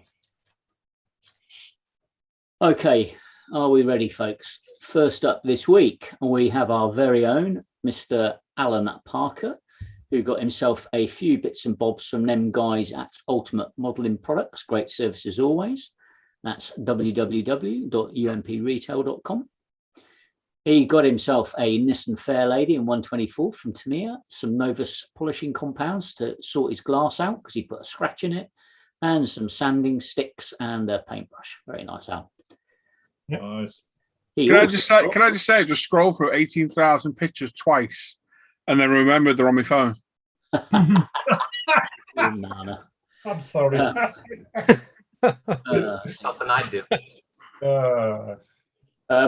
Hopefully mine will come this week as well, then, Alan, because your Studio 27 decals directly from Studio 27 have already arrived, and that's the 1/20th set for the RB6. There you go. Thank you, mate. Nice one. That's Mr. Parker this week. Give Mike a shout out for that, for putting me onto those. Yeah, it's good. Thanks from me as well then when mine come through. Next up,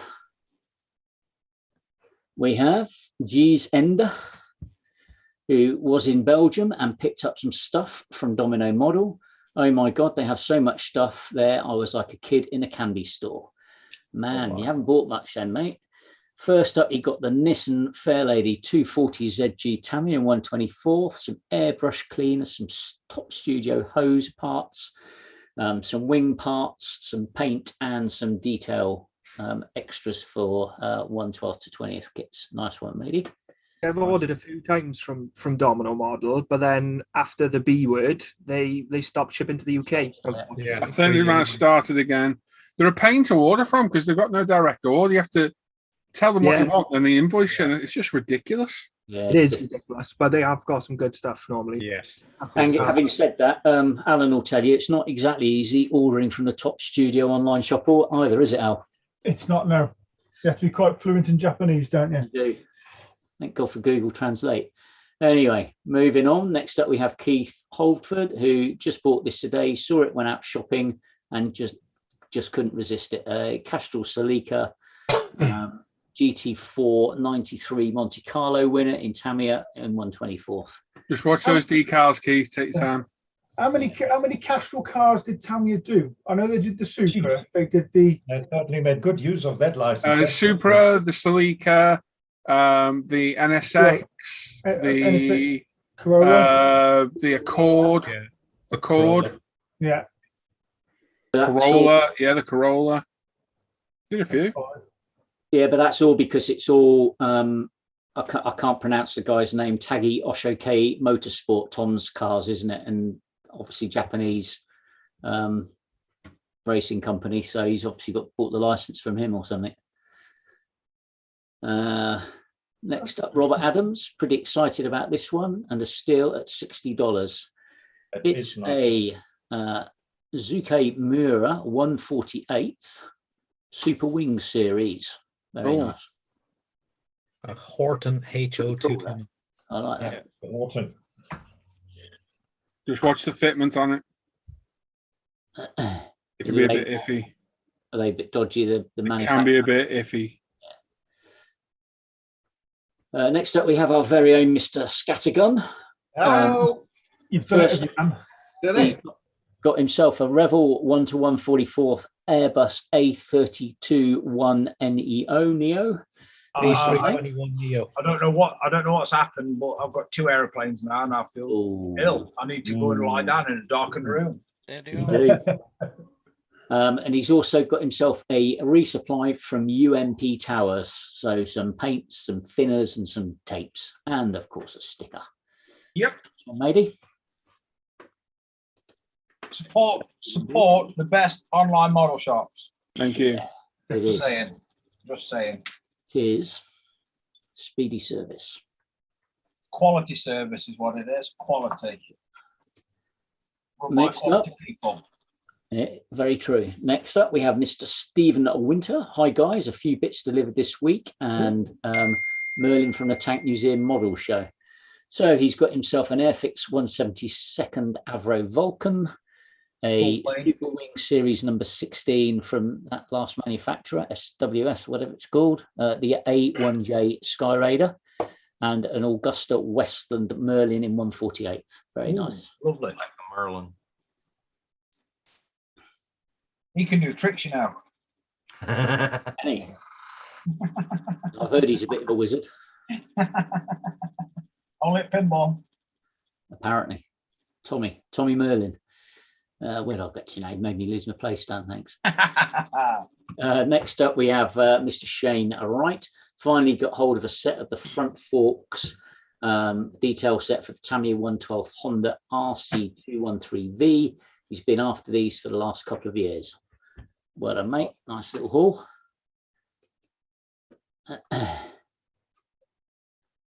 And next up we have, get Tracy to pedal faster down there. Oh, I nearly said something then. Oh, good job. Wow. Behave. She's moved on to a pull cord. Behave yourself. Next up we have Dean Slater. Sorry. No worries, mate. Happy weekend all. Got a nice package from Hobby Link Japan this week. First up, the newly released Hasegawa 124 Subaru Legacy RS in Possum Bourne's 92 Oz Rally livery. Very nice indeed. I like that. He's also got himself the new 124th Audi R8 LMS with the Bathurst 2016 livery decals as well from Racing 43. Very nice indeed. And he's also got himself a Tamiya 124th Alpine Renault A110 Monte Carlo 71. Very nice It's indeed. a lovely kit that. I enjoyed building that. And he's got another one, a Fujimi 120th Lotus 9070 Renault. Very nice indeed. Nice. What did it comes with the wet tires as well? Yeah. And he also picked up this superb 3D printed wheel set from Revel's 124 Chagger E-Type from MotoBiz. The quality of the rims is fantastic. Very nice indeed. Everybody likes no, stop it. Dan. Go away. Stop it. Behave. It's Friday, Anyway. it's been a long week. They do look like nice rims, so that's okay. Yeah. Next up, we have a gentleman called Mr. Roland Hewitt, who has got himself a Revel 1/16th BMW Isetta 250. Was his first kit he built, and he's entered the big scale group build. Going to be fun to do that again. Nice one, Roland. He also got himself a set of detail brushes and some Artist's White Spirit and a mat. Nice one, buddy. And last but not least, from Roland this week, we've got the, super glue and the PS32 paint, and he's got a Porsche 911 GT1 from Tamiya 124th. Be careful on the decals on that one, buddy. They are. Yeah, Paul told me. Yeah. I had fun with mine and ended up doing a totally different scheme. Yeah, I might end up doing that, but yeah. There's a couple of good schemes out there, to be fair. You just got to be careful that you get the right one for that kit, because there's a very similar car to that, but the front wings. Ding! Who's the ding? Yeah, whoever's got the ding. Dong off. Ding-a-ling-a-ling. I'll ding off in a minute. No ding in here. Next up, we have Mr. Daryl E Masters, who got himself a. I can't paint a car, but maybe I can do a banging seatbelt. He's got himself the Studio 27 seatbelt set in 124. Cool. Nice one, Daryl. I'm sure you can paint a car as well, mate. Yeah. In fact, I know you can paint a car. I'm not being good. No, it's besides the point. Be better than mine, so that's all right. Well, Oi. I was going to say something about Stevie Wonder and yeah. Oi. Next up, we have Aaron Timson, who's got himself a Tamiya 124th 2003 Scooby-Doo Impreza WRC. Very nice, mate. Mm. And he's also gone down the rabbit hole that is known as first ever Warhammer 40k set. Nice. He's also got himself some Tamiya sprays, micro brushes and tweezers from a local model shop. And he's got himself some Scale Motorsport carbon fiber set for the Tamiya GT1. Very nice, mate. All right. Those micro brushes, get them off eBay. They're cheap. Yeah, much cheaper. Ah, good tip. Or Amazon. Yeah. Cool.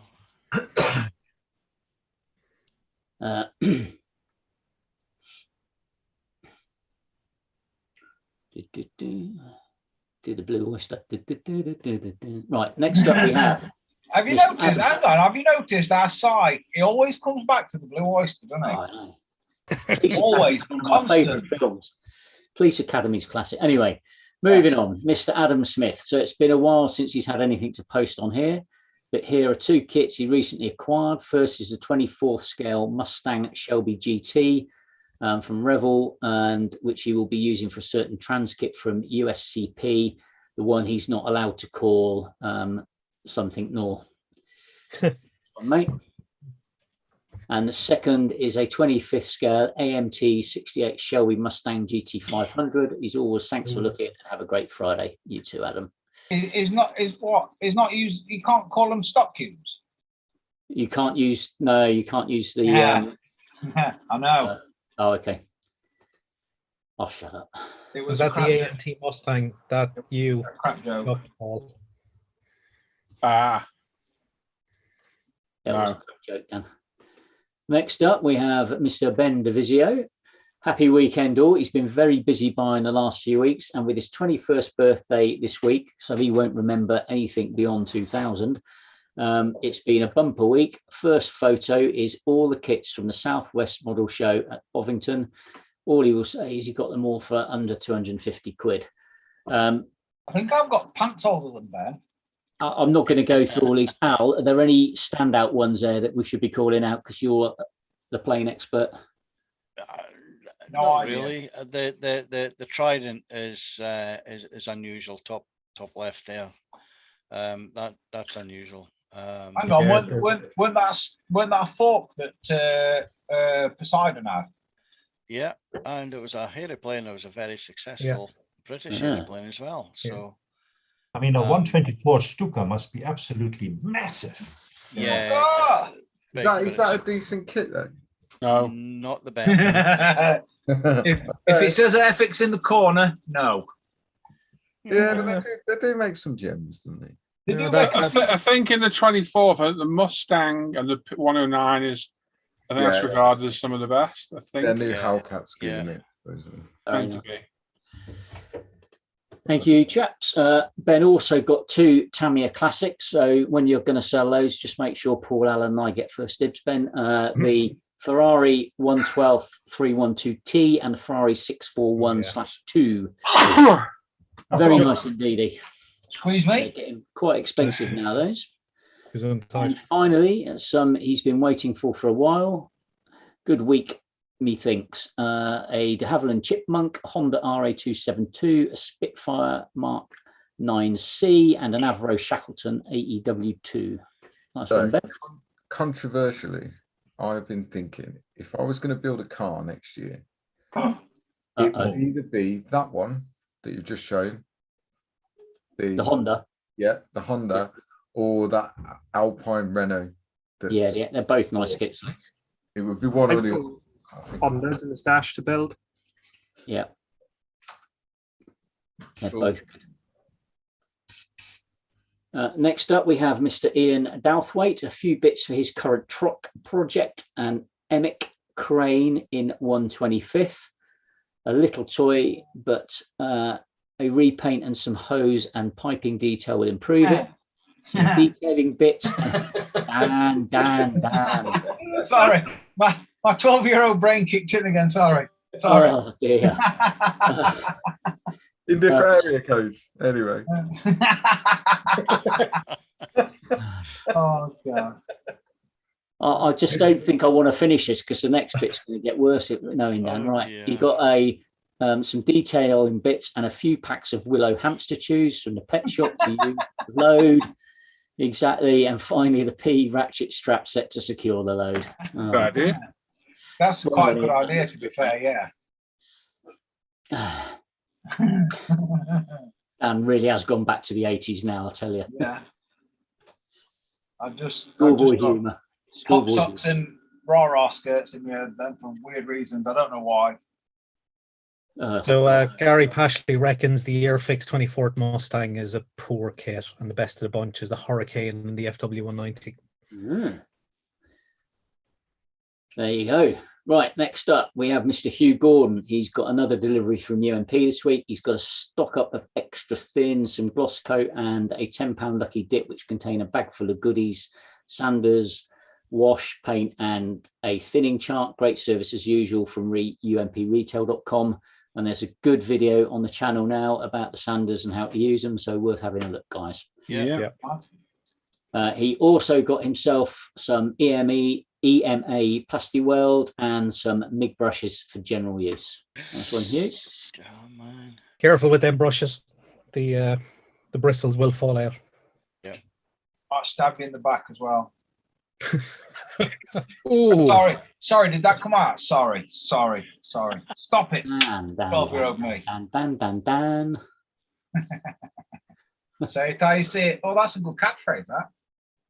Yeah, right. Now, at least we're at the top of the list. So next up, we have Mr. Dan Edmunds, who got himself a nice kitty one on Fleabay, the Lancia Stratos HF, 77 Monte Carlo Rally winner in 1/24th.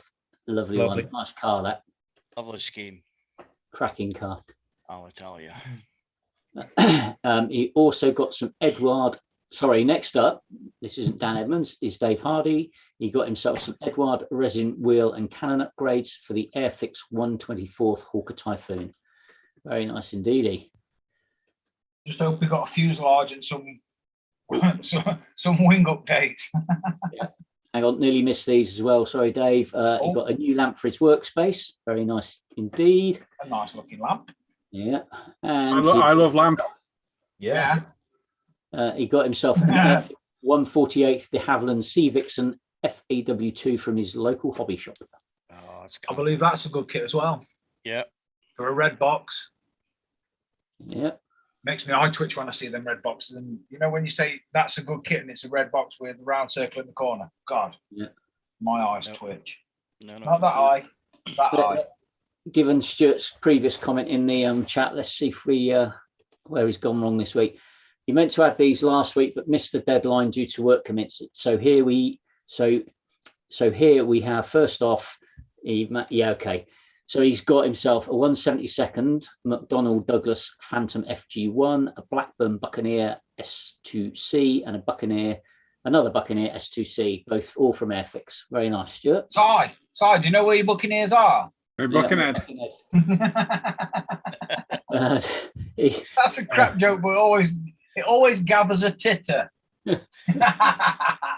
Following that, in the last week, you received the newly released Airfix 148 Chipmunk, which he'd had on pre-order for 8 months. The Italieri Bell should be 148th. It's just bigger bother of the original one's brother of the 172nd kit he built some years ago when he got back into the hobby. All the iconic helicopter of its time. Very nice indeed. It's MASH. Yeah. And he also got himself a Lightning T.45 in 172nd sword.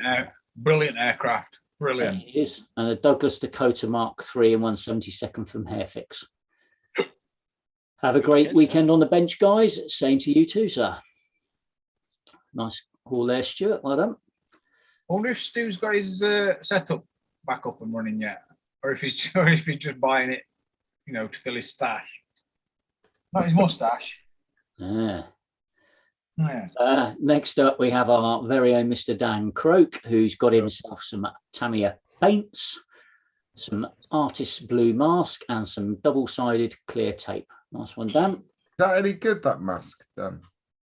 I haven't tried it yet. It hides his face well. Get clumped in your beard, though.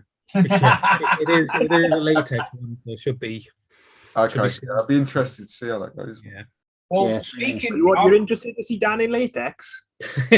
Speaking of what happens in Telford? liquid mask, top tip for you that lacquer thinners will clean. You know, if you want to get in tight areas, I've got a specific brush for putting on my liquid mask, and also lacquer thinner also cleans it so you don't lose your brush. Yeah. Top tip for you. It does. Does it? Does it? I've used acetone before, and that use lacquer thinner. It's much nicer on the brush. Yeah. Much nicer. On the masking stuff, I like to use the Mr. Masking Neo and the Micro Mask as well. They're both good as well. Yeah. Well, I'm loving Vallejo's liquid mask at the minute. After all of them, I've tried most of them, and I'm liking Vallejo's at the minute. Yeah. Cool. It's really good. I'm using it right now, actually. Next up, Mr. Croak got himself a collection of Zero paints, courtesy of Mr. Paul Bertland. Nice one, Dan. Thank you, Paul. I still have some for sale, brand new. Who's interested? There you go. Have a look on the channel, on Facebook pages, you'll find them. Hello.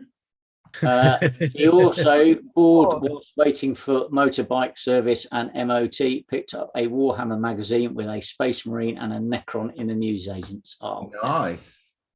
It was on the shelf, so I just decided, well, you know. Just on that. Sorry, before you carry on. I just got a message from the double Golden Demon winner, Cy Reynolds. He's in the chat, I think.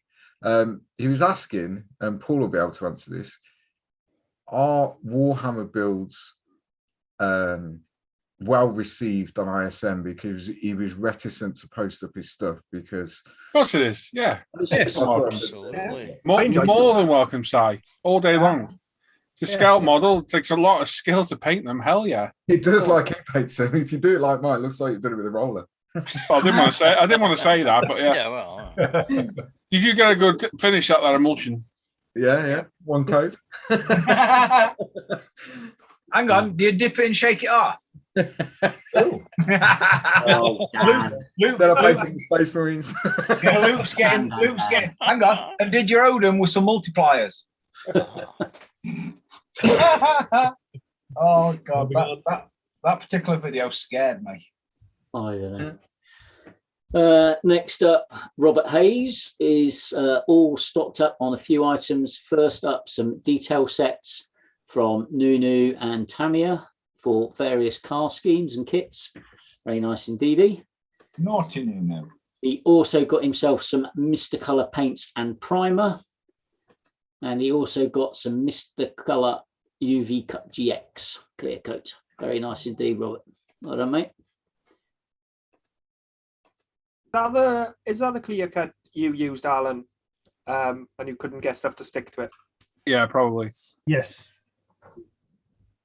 Robert also got some Tamiya Extra Thin, and he got some Tamiya tapes. Thanks all. Have a great weekend. And I think, ladies and gentlemen, that's it for this week. Oh, wow. Well done, Si. Well, I managed to find those pictures. I think it took me about half an hour. Hey. But this is good because the last one sums up the 80s in one picture. Uh-oh. This is good. My old man's quite hard for me to look at these, but they're all wet prints that I've taken pictures of. So we were asking about me as a kid. Dan asked. So that's me in Tunisia on my old man's knee. I'm 5. It's my 5th birthday. Cowboy hat on. Look at this. You know, only thing that goes through my head right there about your dad, Paul.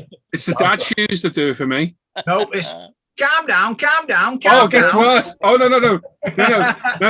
That gets a lot worse. Oh, no. Right? A lot. In fact, you just reminded me of another picture. I'm just going to think it to myself. Oh, it might already be on there, actually.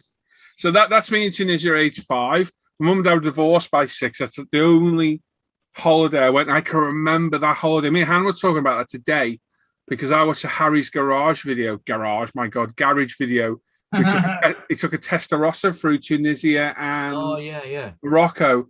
And Hannah said, "You've been there, haven't you?" I was like, "Yeah, I went there with my mum and dad when I was younger." So that's our holiday. Same night. Sorry, Paul. That hang on. James is a spitting image of you there. That is James. And your mum ain't got a mask on her head. I know. Oh my God! I very nearly put that picture on there. Should I do it? Should I do it? Yeah, go on, do it. All right. She'll not watch us anyways, but yeah, do it. Okay. We'll share that in a minute. So same holiday, me on holiday. I can remember that holiday vividly. I got a Mickey Mouse watch from there. I remember the leather smells in all the shops that if you go in, you've got to barter, you've got to buy something to get out the shop. Yep. And great times. Me playing some Lego on a living room floor. And I live in this house now. Yeah. This is not my childhood home. Here's my house. That's my front living room. Wow. All I can see there is James. Same carpet. Yeah. No, the carpet's long gone, mate. That's me, toothless. Same school James goes to now. Oh, bless. Wow. Really weird. There we go. So that's me and my old man outside this house now. I live. So God knows, must be what, 3 or 4 there, maybe. Yeah. Here's where it gets interesting. Now that's a perm. Oh my! Oh my God! Now that right there. And I have to say, what a fantastic moustache my dad had. Did he? Hang on. Did he have a medallion under that shirt? Of course he did. Good lad. Of course he did. And a chain. You'll see the chain in a minute. So, in fact, obviously, this is my house. That right there is where my cave is now, behind that fence. Yeah. Right? Okay. So this is it. Years later, what's this? It's my brown Allegro. Which oh my God! Yeah. That's the old garage. This is that front door. That's where the fence was. That's our old garage. So that is about 1995 or 96. 95, that'll be 1995. My old brown Allegro, and then that's about 2001. I think. Hanging baskets still look good though, mate. Yeah, they do. Yeah, they lasted well. There you go. That picture right there sums the 80s up. Yeah. So what can you spot in there? So you got perm. Yeah. Woolly jumper. Gold watch. Sovereign. Gold chain. Soldier stream. The old China teapot. Formica. Wow. Plastic top caps. Yeah. The shell wind chime thing. Yeah, in the back. Yeah. Venetian blinds. Not Venetian. Yeah, Venetian blinds. Blinds, Yeah. Was your father in lock stock? That's proper. I did a look at. Yeah, I don't know when that was. That must have been early 80s still. But maybe old man. Wow. It is nice. I have seen them pictures before a long time ago, and it is nice to reminisce, though, isn't it? It is. Yeah. Right, show that picture with your mum with mask on her head. Okay. No, she has watched this stuff in the past before you. Oh, you're gonna. It's fine. I know. Let me just. I've got to go back for all my pictures to get back. So, oh dear. Where is it? This is gonna get so fun. So it's your turn next week, Dan. So I don't know what you're laughing about. Oh dear. I don't speak to my mum, so all them pictures are. Yeah. My mum's just had her eyebrows tattooed on, as you do, because that's a normal thing to do. Right. So apparently, if you get a tattoo, you can't get any UV rays on it for a while. Yeah. So my mum's way of going out in the back garden with her freshly tattooed eyebrows is to put a medical face mask. Oh, hang on, no, I need to put it in there. That'll do. Oh dear, this is going to be so funny. Oh dear. Cool, man. There you go. Does that come through? Yeah. There you go. Put a face mask over your eyebrows. And she's out there in full view of all our neighbours. I walked in the house and I was like, why have you got a mask on your head? And I just thought she'd had her on her mouth and took it up when she came in. And I walked in and I was like, what's going on? She said, your mum's out in the garden with the mask on her eyebrows. And I was like, you're joking me. I burst out laughing. I was crying. I sent James out on a covert mission with Hannah's phone to get a picture. And there we go. Oh, God. So, yeah. Nice one. But, nice look at those pictures of my old man, because I've not got many old ones. Yeah, they're good. It is nice to reminisce. No matter whose family it is still nice. It's nice that I live in my family home that I grew up in. Yes. So I moved when me and Hannah got together. We moved out and blah blah blah, and then my dad died, and we moved back here. And again, it's gone full circle. My mum's moved back in with us now, so she's back here as well. So it's it's funny. But that picture out the front, and it's like when James started school, if you remember. Hannah had a picture of me on my first date. Yes. At the back door, and we got one of James in the exact same place, looking out the back window. It's crazy. Goes to the same school as well. Same school, Christchurch school. Yeah, what happened? I shouldn't say that on there, should I? Really? I do a ransom note next week. But yeah, it's crazy. Crazy. A lot of memories there. There really is. Yeah. Good. Right then, good to see the Allegro though. Told you I had a brown Allegro. That was a good survivor, was that? Yeah, that was in '95. So that was a 70. I think it was a 76 car. I think was it S plate? V reg it was. That's 79, isn't it? Because W was 80, wasn't it? Was that Series 2 then? No idea. 1 point. Different front grille. 1 point. It was 1100. Just normal thing, just horrendous. All I remember is I had no on the indicator lights inside. The green cover fell off, so I stuck some Quality Street wrappers over wherever the green ones were. Not the chocolate triangle, but there must be a green one with a transparent thing on there. I stuck it in. God, that was terrible, that car. But I had it for 8 months and a beat getting the bus. Yeah. Faster in reverse though than forwards. Couldn't get it to wheel spin. No. I tried. A lot. Yeah. But good memories. It's nice catching up about the old times, isn't it? But that picture of my old man in the kitchen is 80s epitomized in the picture. Yeah, definitely. It really is. Yeah, I've just got Harry Enfield in back of my brain. Hey. Oh God. Right then. Let's do Al, do you want to do your new kits?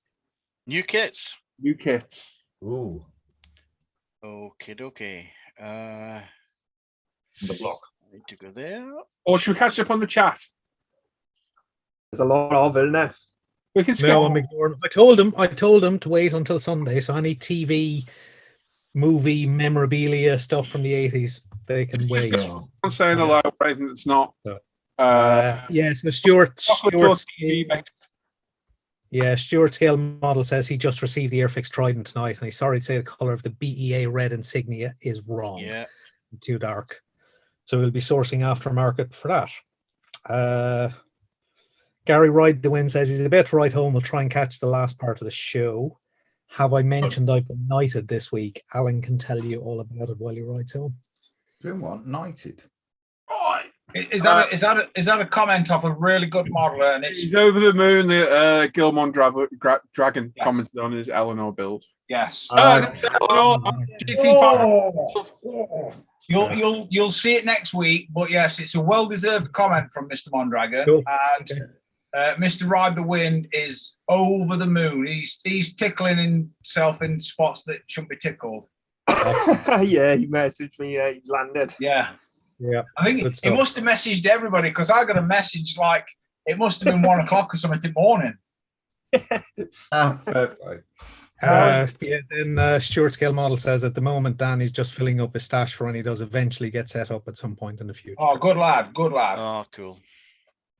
Dean Slater then says Mr. Hobby, Mr. Masking Sol R is his favorite liquid mask, easy to brush without running or drying too quickly, and washes off easily in water. Yeah.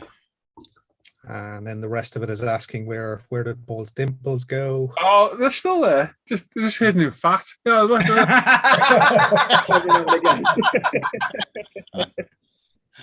Oh, shucks. Yeah, Austin Allegro is still alive in 95. It did. I had that thing for 8 months. And it was a pig to start in the cold. It was the perfect first car because it was old. It was slow. It was crap. It was never going to get robbed. I could never crash it because I couldn't get fast enough to crash it. I had that for 8 months, and that taught me a lot. Yeah. Yeah. But then I got an XR3. Wow. Like a Ferrari. It's like a Ferrari compared to that thing. Yeah. Fairy dice. No fairy dice. Yeah, lots of AA calm down, CA catalog pose. Yeah. All he needed to do is put his foot on something and do that with his hand. Steve says he has the same color Allegro, but his was an S-Reg. Okay. Well, that would have been an earlier S. Yankee had a light beige coloured one with a nice checker interior, and it was disgusting. And me and my brother used to throw up in it every car journey in that because it was disgusting. Bad memories of that particular car. Dean Harry said he put a tux on it like I'd been with Manning. Yeah, I read that and all. Oh dear. Yeah. As long as it were red and it got really big collars, then you're golden. Oh, you want to look like Mr. Blobby, wouldn't he? Blubby. Dean Jonan says, what was the room you were in now, Paul, when you were a kid? James's bedroom. Hang on. Oh, that. What I did with that one. No, I think he thinks you're in a room now. Oh no! I'm outside, Dean. But my model room was in my bedroom as a child, and even then, like 10 years ago, there's still no radiator in there. I never ever put one in. Even from when my dad did it in the early 80s, we only put one in when it became James's room. So my model room is James's room. He's not filled it with water yet, but there's a radiator. No, yeah, I'll put it on one day. My room was the front room. Where you seen a picture of my dad, it was a room up there. That was my bedroom as a small child. And that became my model room. And then when we were having James, I had to build this, and that become James's room now. So, yeah. Thing is, though, it was the best thing you ever built, wasn't it? Oh yeah, 100%. That had to be done. 2 things I need to get: a car and this. And they both got done. So. Jiff69 says his wife's first car was an old Allegro. It was lopsided and the front wheel fell off going around the corner. Yeah, I was lucky. No problems with the hydrogas. That had a hydrogas at all. None. I did with my Citroen when Spheres went rock hard. Oh my god! The thing that broke on that car was I pulled the choke cable out one day. The choke just went right on my hands. Like, okay. And it broke a water pipe when I was out walking the old collie dog we had, and I had to do a run and repair in a car park to get home. Oh, did you have to take it tight? No, that's a different repair. It was such a reliable car. It was great. 150 quid. My old man paid for that. Yeah. Them's were the days. Oh yeah. Yeah. Black Skunk Work says he waited to buy a respirator. Any recommendations? Maybe we'll come back to that in Al's questions bit. Yeah, I'll. On yours, mate. Okay. Yeah. Okay. The Eldon says he'll see them when I can, but I'm not going to participate because of cultural differences. Yeah, it's not been very international tonight. Or reminiscing, I guess. Yes. I don't know if we can even play them on Sunday. I don't know if we can play old adverts on it, can we? Because there are compilations of old adverts. There are, but there's gonna be some copyright issues, I think. Yep. If It they're depends how old they're on they are. YouTube, then surely it's a fair use. No. Might not be a monetized channel. Yeah. Depends how old the advert is, though, because isn't there some cutoff for copyright? To be fair, though, these live shows aren't monetized either. I don't monetize the live show. No, you just don't want copyright strikes, do you? Really? I think you're right, Luke. After a number of years, copyright. Yeah, it becomes null and void. Yeah. I know with music, it's like 80 years, though. Ah. Yeah. That's no good then. Shut up, Luke. Yeah. I think to go still. Beethoven. Yeah. Ian Belthwaite is off. He's helping out our village weekend beer festival. Things might get messy by Sunday, but raising money for the village societies and clubs. So yeah, best of luck, Ian, and fill your boots. Francis Pares has to go and watch the US Open with his girlfriend to see a hometown player. Great show. Thumbs up. Thank you, Francis. Thank you. Daryl Masters remembers being invited camping. Begged his mum, so she said yes. Then on the day to leave, he saw the family bring out a Hillman Clubman with wood trim and a half trailer hitched to the back. Nice. Yeah. And he ran to his mum. Then he ran to his mum to tell him. Al, is my audio breaking up? I think so. Anyone else? My audio okay? That's a little bit. It does occasionally. I've got a fan on. It might be blowing on it Okay. because it's bloody hot there. 27 degrees. It's freaking roasting. Here and all tonight. Yeah. So Daryl ran to his mum and said, "Tell them I'm sick. I don't know. I didn't know the human body was capable of doing a tortoise as I shrank like a hobbit in the back." Okay, fair enough. I don't know. Asbo's off. Oh no, he's saying goodbye to everyone else who's off. There we go, he's staying. Gary comes and says, "Not saying I'm short, but I wore a tuxedo once and got mistaken for a ventriloquist dummy." Yeah. Yeah, Green French says Allegro had a square steering wheel on the early models. That's what he did. Yep. Does anyone remember the early BSB satellite dishes? Square reels? Absolutely. Yep. Yep. Before Sky ones came out. Yeah. Oh, and now we're on to first cars now. Dean Joan, first car was a 61 Chevrolet Impala. Oh, wow. Philip King's first car was a Talbot Avenger 1.6 LS in metallic brown. Wow. That fits in the boot of the Impala. Yeah, probably. And Brian is in the chat going, "Good evening, everyone. Hope all is well." Hi, Brian. Hello, mate. Hello. Dean Jones said his Impala was two-tone, white top, brown body. Yeah. Steve just said, "Your dad reminded me of someone. He's just missing Spit the dog." Bob Carroll, geez, is it? Oh yeah. There we go. We're all caught up. So, Good old Spit the dog. yeah. Over to you, Al, I think, is it? Yeah, we're ready, Al. If everybody is in agreement. Oh yeah. Yes. Yep. Shall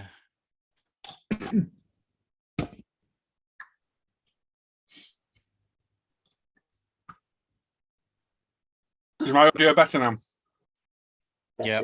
Yes, fine. So Probably my fan blowing on it. is that sharing at all? Yeah. It is. It is indeed. yeah. Yep. Okay. Right. It's Well, aftermarket and stuff. stuff. Oh, I've done the same again. I've done the same this week as I did last week. Let's try and kill that, move that, and then play. There we go. Right, that's better. I can see myself now. Here we go. Okay, first up this week from TACOM, there's a couple of 1/700 scales, full hull boat ships. I don't know, they're not yachts anyway. One is the SM. Say again? Definitely a ship. Ship, okay. First one's the SMS Derflinger, and the second one's the Lutzow. Full hulls, and they're coming soon. Yeah, they look quite good. Yeah. Look pretty cool. Yeah, PE included and everything. So yeah, yeah, that's interesting because you don't normally get PE with these ships. So Yeah, I love chocolate chips too. yeah, I mean, moving on, we've got the Derflinger, the 1916, and the Lutzow 1916 Zeppelin Q class as well, in 1/700, but this time they're waterline. So I suspect, given the the full hull ones, it'll be the same kit just without the hull.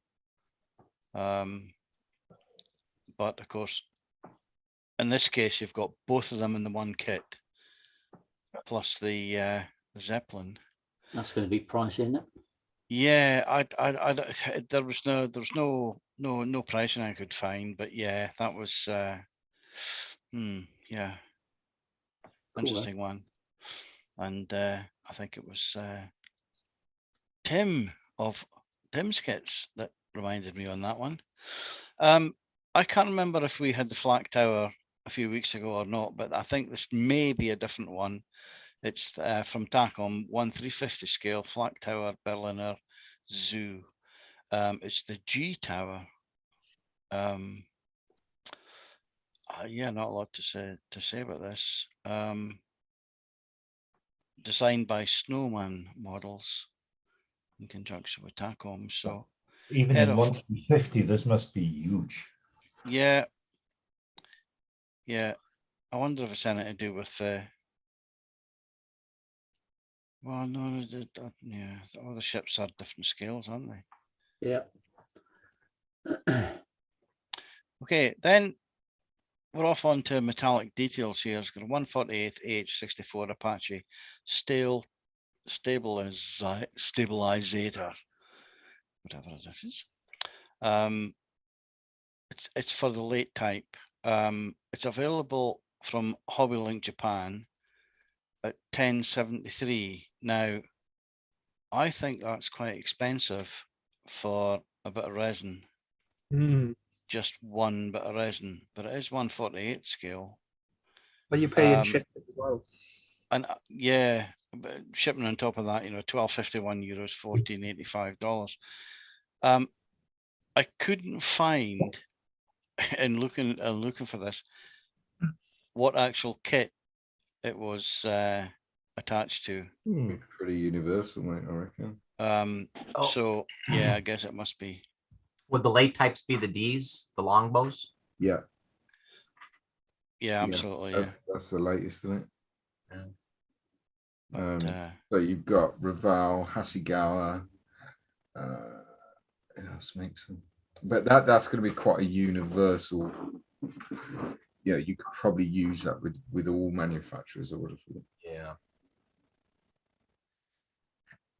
But is cleanup on that going to be awful? Because it looks like it's poured right on the leading edge. Yeah, that does look horrible, doesn't it? But all these resin things are like that, though. Surely, I mean, yeah, some of them are just absolutely awful. You just got to take the resin saw and just chop it off and then file it down. It's crazy. Yeah, but if that was molded, you wouldn't expect it to have that base on and have to chop that off. That indicates it's possibly printed to me. No. No, printed, it'd normally have like supports, wouldn't it? It'd have like tree structures, but they do that a lot. Shall I tell you what that is? That there will have been 3D printed, cleaned up, and then cast. Yeah. That's what a lot of manufacturers are doing at the minute. I just don't know why you put a big base on it like that with a great big chunk, as Dan said, on the leading seam that you then got to clean off if you're going to cast it. Because it's just to save warping. If you cast that without that on that leading edge, it will warp, guaranteed. Because the cast resin, it's like a catalyst, so it gets warm before it gets cool. They call it a cold cast, but there's always like a thermal reaction. Yeah. And so if you didn't put that on the leading edge, then you would end up with just go wonky. Yeah, you'd end up with a load of comebacks from people buying crap resin aftermarket bits, and then you'd be out of business. Too sweet. Whereas 2 or 3 UMP sand, what I'd do with that is cut it off, use the UMP white sander, and then finesse it with the sponges. That's what I'd do. I mean, that looks like a bit of a stabilizer in the middle there. To be fair, even though it's cast, Anyway, interesting. Yeah. 10.5 excluding postage. Yeah, it's a bit pricey for what it is, isn't it? Fine Molds have brought out a rebox with new parts of the 172nd FOE early version from the Vietnam War. Again, a late type. Does it say what new parts is in it, Al? No, I suspect it's going to be the pointy bit on the nose. And not much more, to be fair. But it's probably less than that because they do an F4EJ already. So yeah, absolutely. And to me, I mean, this is a probably controversial question, but to me, the E versions, the long noses, but they were the best of the Phantoms. So if you want to comment in the chat what your favorite Phantom version was, please do so. B. But yeah. Yeah, For Gary's me- just put in the chat. It will be for the Hasegawa, that stabilizer. Be for the Hasegawa 64D, because various countries are now flying the 64E. All right. Oh yeah, okay. Cool. So back to Phantom there. My favorite one is the RF. It has got a sexy nose. It really has. But anyway. My wife says I've got a sexy nose. His lines. Yeah. Okay. Good job, Gonzo. So moving on, again, fine molds, 1/72 F4C, Reebok's new parts. So it doesn't have the spiky bit, Dan. So speculation on this one? I'm going to say Bombay doors. They ain't got none. and you get two parlor figures. Yeah, probably. No, hang on, probably. you probably get some steps. Yeah. Hang on, just looking in the box of the EJ, the entire nose section is separate. Ooh. So they'll have remolded that sprue probably. I was going to say, did they not have a full, or people had a full-on meltdown because the nose was slightly warped on and it looked like it was drooping? Yeah. I'm sure I read that somewhere. Probably. I like the look of them, and it's been a long time in 72nd scale since anyone's done these particular variants. So because I think they're going to bring out a D as well. I'll have a D, please, Bob. Yeah. A D, please, Bob. Yeah.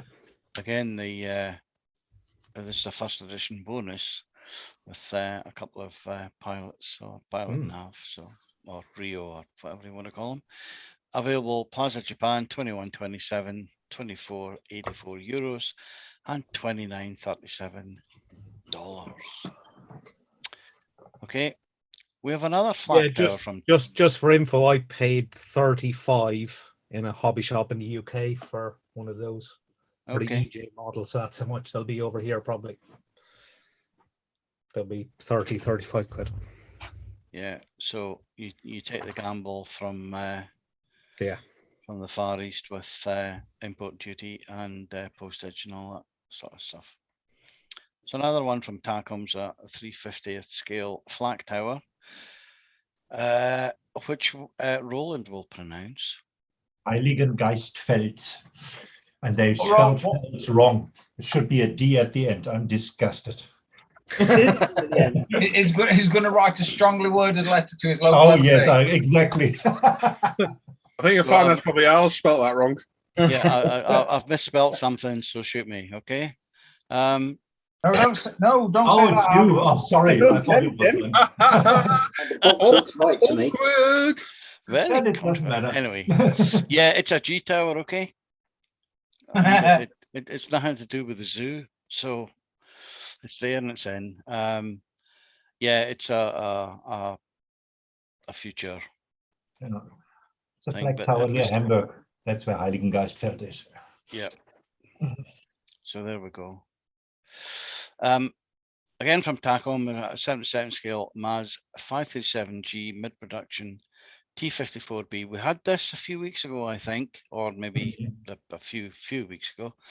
But this time they've come out with the box art. Still, I don't know if it's available on pre-order or scheduled for a production date or whatever. But yeah, there we go. I normally don't do this, but I like that one. That's quite cool. Yeah. Roland's being converted to the dark side. Yeah. I'm going to write to the Daily Mail immediately. Yeah, that's it. You might get a reply. Yeah. T54B as well. Yeah, excellent. Now, Aztec Models have brought out a 72nd scale C130 Hercules seat for this Vesda kit. It looks really impressive there, but at 72nd scale. I mean, that must be Very little. some- Yeah. And you're not Now, going to see it very well. well, you're not going to I see think it. that writing through the middle is going to ruin it. Absolutely. You're not going to see it. But I'll tell you now, those molded in belts will be a pig to paint in that scale. Yeah. Yes. It's just the size. I mean, tiny. the interesting thing about this, to me, is the fact that if you have a look at the left-hand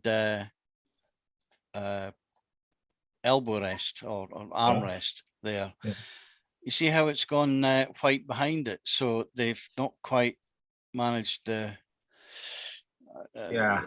correct Photoshop in there, and that just really stood out for That's me. a CAD drawing, isn't it? Yeah.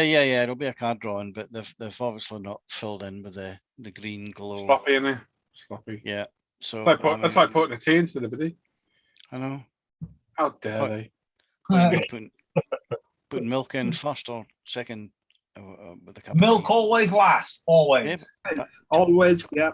Controversial. Anyway, Depends on whether you want an emulsion or a mixture. And for £6.51 for a 1/72 scale seat, and you need 3 at least on a Hercules. Wow. The price per kilo will be quite substantial. So, but as Paul says there. Next we have from Tacom. We've got the box art from something I think we had again a few weeks ago, the 1/35 scale 5-inch 38 twin gun mount. Much speculation this afternoon on that in the Hangouts, but it goes on almost every ship, boat, destroyer, battleship, or whatever. But yeah, metal barrels, PE parts, only one type of marking though. Doesn't look to be much decals for that. But anyway,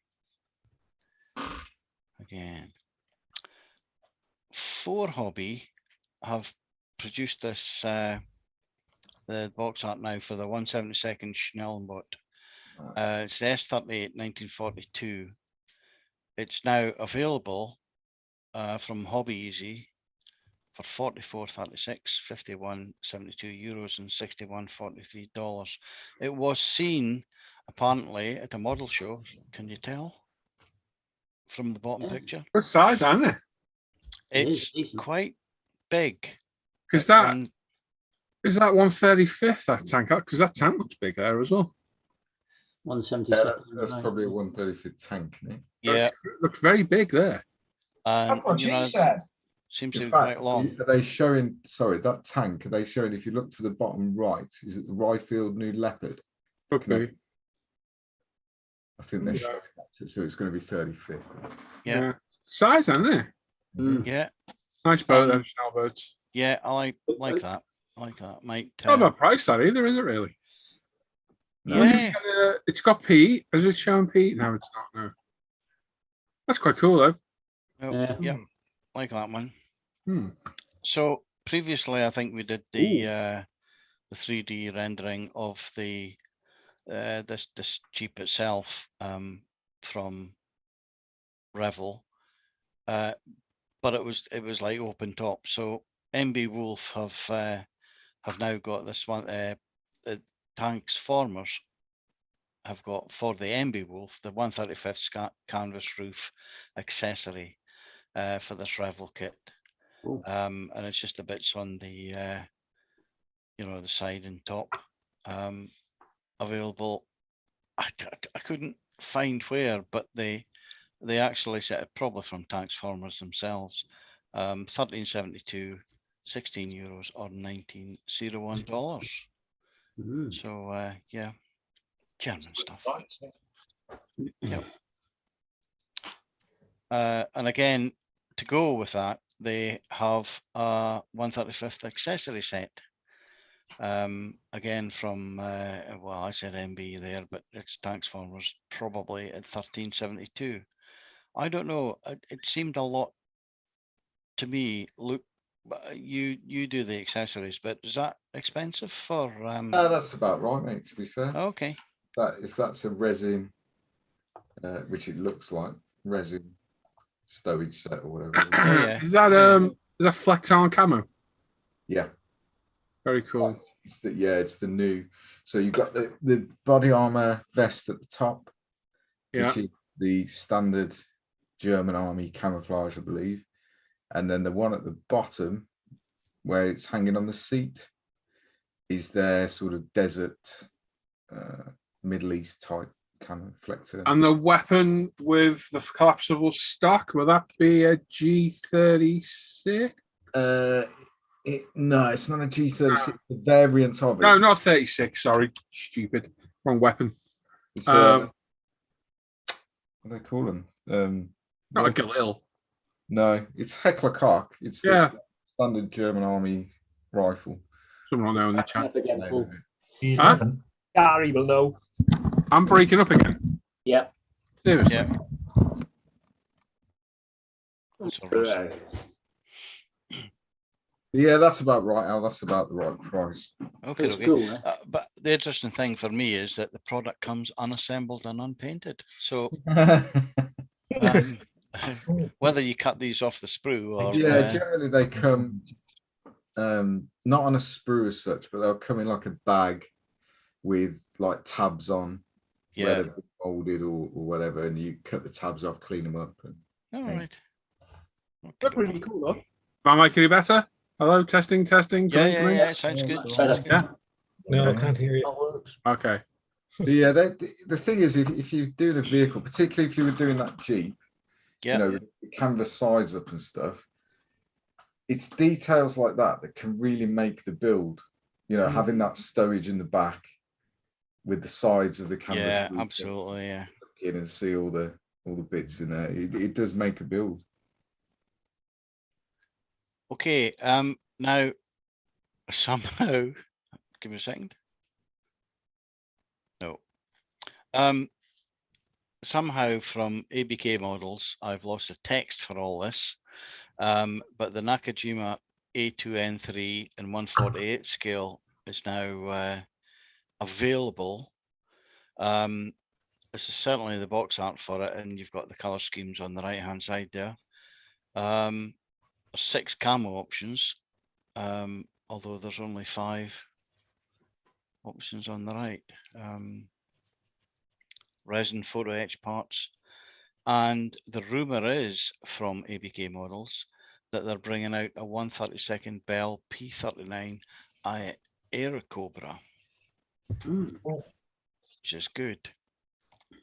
And then you got a quick glimpse there when I was coming through of a 1/48 Imperial Japanese Navy pilot for this A2NX, which is coming soon. And doesn't that look manky? Like, that's not good at all, is it? I don't think, I'm not sure if it's the molding or the painting. Looks like a commission build or something there. Controversial. That looks like it's been whittled. Out of a bar of soap. Yeah. that started life as a bar of Imperial leather. Yeah, it's just yeah. And someone's washed with it twice. Afterwards. That's terrible, isn't it? The thing that really stands out for me is that metallic seat. I mean, did they have them in the were they turquoise? World War II in turquoise, sparkly, whatever? That is a horrendous figure. I mean, I don't think it's the resin. The resin looks not too bad. I think it's just the poor paint. Bits on the arm. Painting has not helped, does it? Let's be honest. I didn't know you were doing work for these, Luke. Yes. I've been branching out. Anyway. Why does it look like he's been beat up with a baseball bat? Yeah, it's some kind of zombie apocalypse type. He just looks very short, doesn't he? Looks like he got really He's been abducted and his eyes sewn shut. On the skin. Moving swiftly on. Yeah, I mean, let's face it. I'm not the best of figure painters, but perhaps I could make a better job than that, you know. What's with the lumps and bumps on the arm? I mean, yeah, it's just I don't know. Because that does not do your company any favors. No, that's probably why the enterprise. Because whatever price is, if it's going to be more than £1, nobody's buying that, are they? Let's face it. Well, I think there's some nice sanding and buffing required there. Oh, there's going to be a lot of sanding and buffing and swearing at it. Yeah. Now, Gary's saying the colour of the seat is actually accurate. It is. Is it? Yes. Wow. It's probably a bit too dark, but what the Japanese did, they sprayed the interiors of all their cockpits Aotoki primer, and it's a real light blue primer, and so over time it fades. I've actually seen a crashed Zero on Peleliu Island, and sure enough, there you can still see the primer showing through. It's almost all gone by now, but yeah, it was a metallic light blue effect to it. Gary Constable's made a good comment there. Stop it. No. No. Okay, well, I don't see it, so moving on. Just quickly, Gary makes another point. I'm gonna have to hide. I'm gonna have to get rid of that comment. Sorry, Gary, I can't leave that. Why do another 1/32 Air Cobra when neither the Kitty Hawk or the Special Hobby kit's hardly sold? Yeah, which is a fair point. I don't know. Pass. Yeah, isn't too difficult. Right. So Quintus Studio have brought out the 132nd A1H Sky Raider interior decals for the Trumpeter and the Tsukimura kits. They're two separate ones, and as maybe you can see there from the pickets. But yeah, it's just yet another pumping out of these water slide 3D printed decals. £17.15. So I suppose that's not bad for 32nd scale, but yeah, it just all adds to the price, doesn't it? Yeah.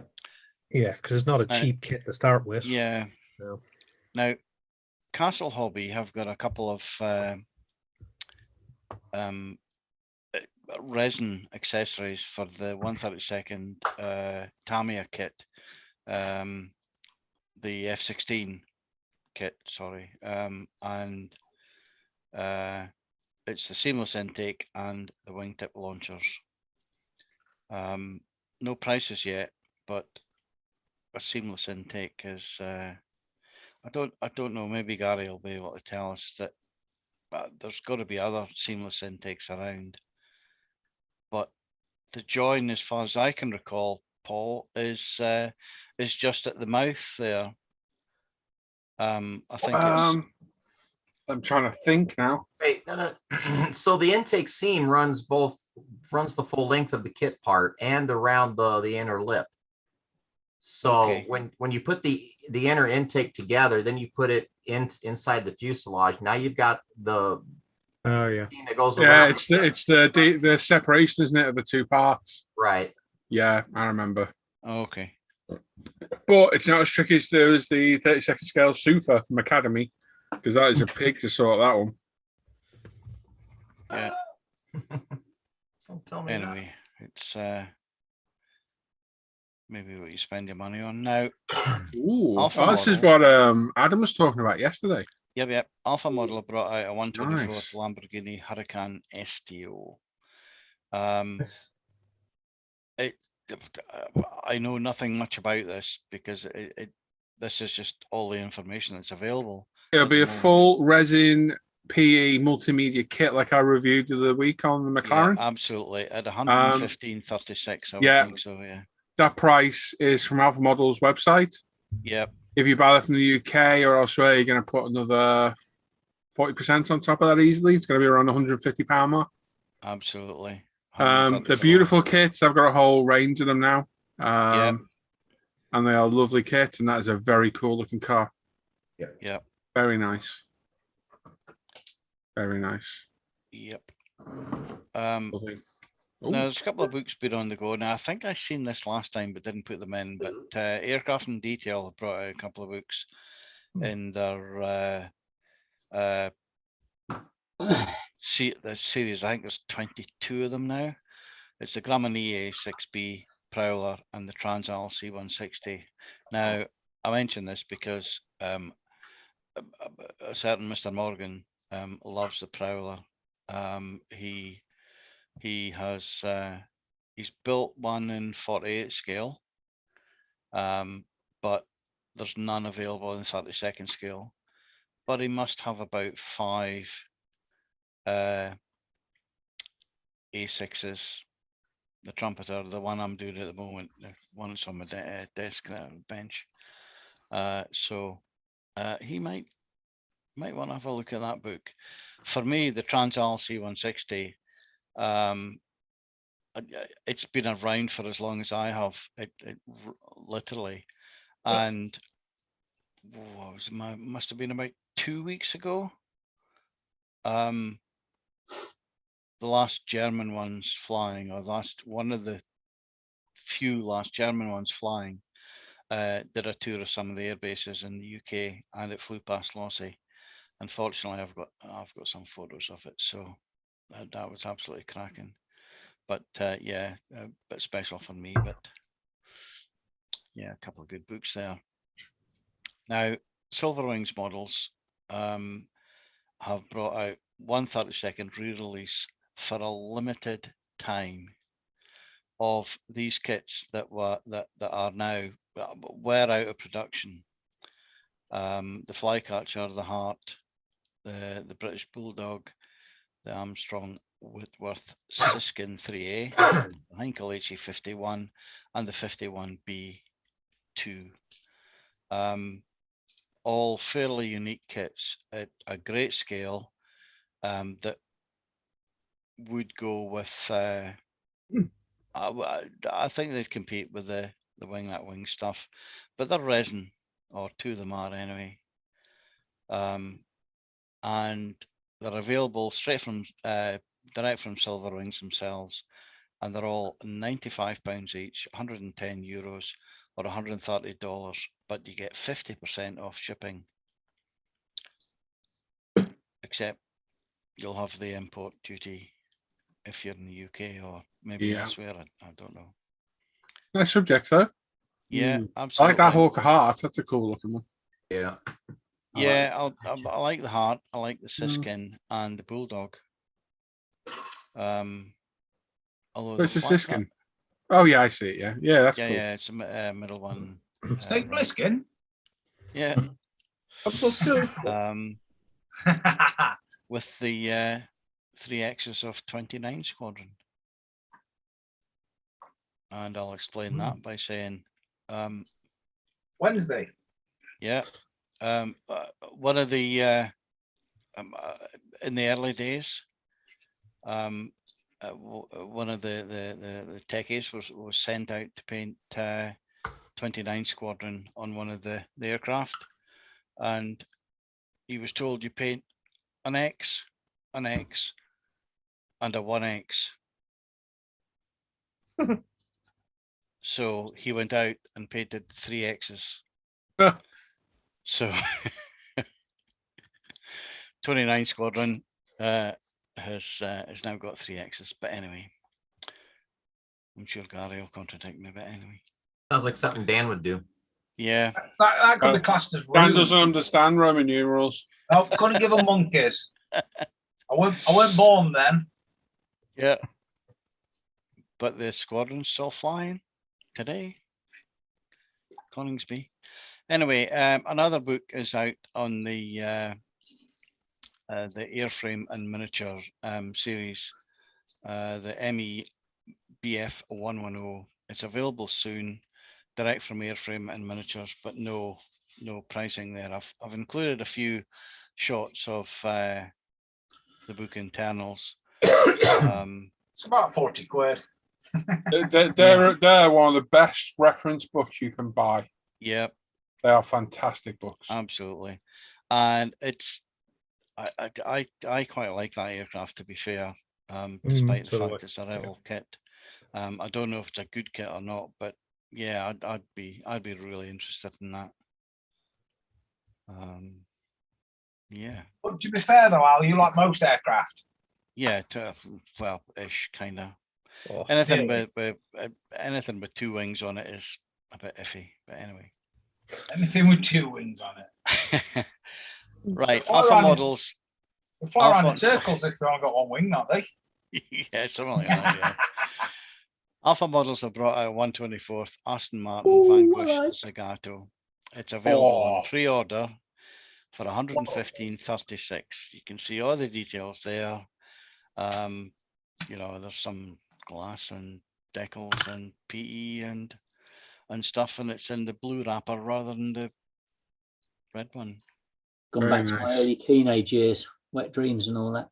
Very nice. Lovely. I still like the Super Allegro one Oh, Nice. as well, whatever it's called. Lovely. But yeah, it's yeah, Beautiful. it's just for that, you know, with a car kit, you seem to have, you know, like the body, the underside, the internals, and that's it. You know, I mean, the body's in one, so there's no real kit making process, you know. But I suppose in essence, with the resin, it's a nice looking model, but I'd be interested to see how they do the detail of that front grille without it looking naff. So it's some guarantee- PE down I on guarantee top. It'll be PE, I would imagine. Yeah, top right, look. Oh, it's all Yeah. PE, the grill is. You just have to form it. They might give you a former in the kit Maybe, sometimes. Yeah, anyway. I like that. Moving on, HAD models. I've brought out decals for the 1/32 scale SU 27 UB from the Belarus Air Force, which is, you know, quite common. The 27 before the 29, pretty standard camo, but just unusual decals. Available from Hobbylink Japan, 1073. And of course, these aircraft are in 1/32 scale are huge. They're big anyway, but That's going to be big in 32nd. yep. It's big in 48th. Yeah, absolutely. Weird shape, that isn't it? Awesome aircraft. Have you ever seen those things flying, Luke? No. Go on YouTube and put SU-27 Cobra maneuver. Yeah. They've got vectoring, thrust vectoring, and watch Well, some of them have, the maneuvers that thing can yeah. pull off. It's amazing. Yeah, absolutely. And it was cool, the isn't first of those. Yeah, but yeah, 27s, 29s were. Very, very impressive aircraft. You want to see a very impressive video of it? Me and Al know very well. Watch one of them cruising up alongside an Orion. Yeah. With its air brake up, showing its ordnance to it to warn it off.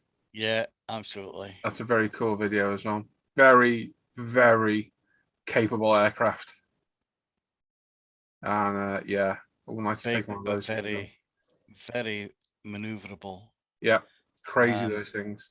But the likes of the Cobra maneuver, you couldn't use because you're stopped in midair. You're sitting duck, really. So. Yeah, but it just shows the maneuverability of the aircraft. Oh yeah, absolutely. Crazy. The control that they've got, but yeah, as all the modern aircraft do now.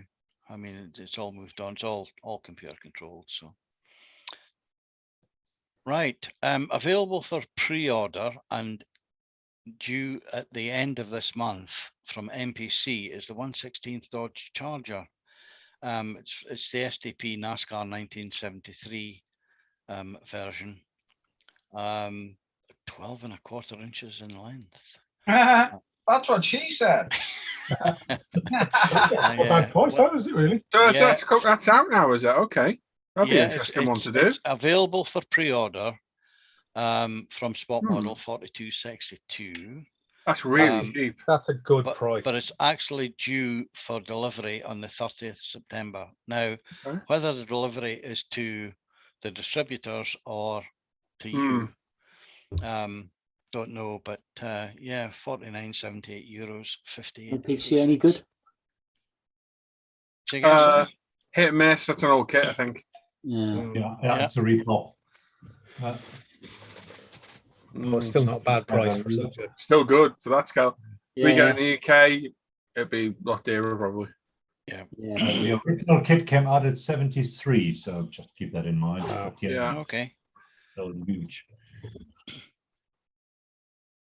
Right. Resin Scales PDE Limited. It's cool. Have a 135th scale OBJ 7032 tank, which is coming soon. Couldn't find any more details about it. Now, I think possibly again we've seen this a few weeks ago.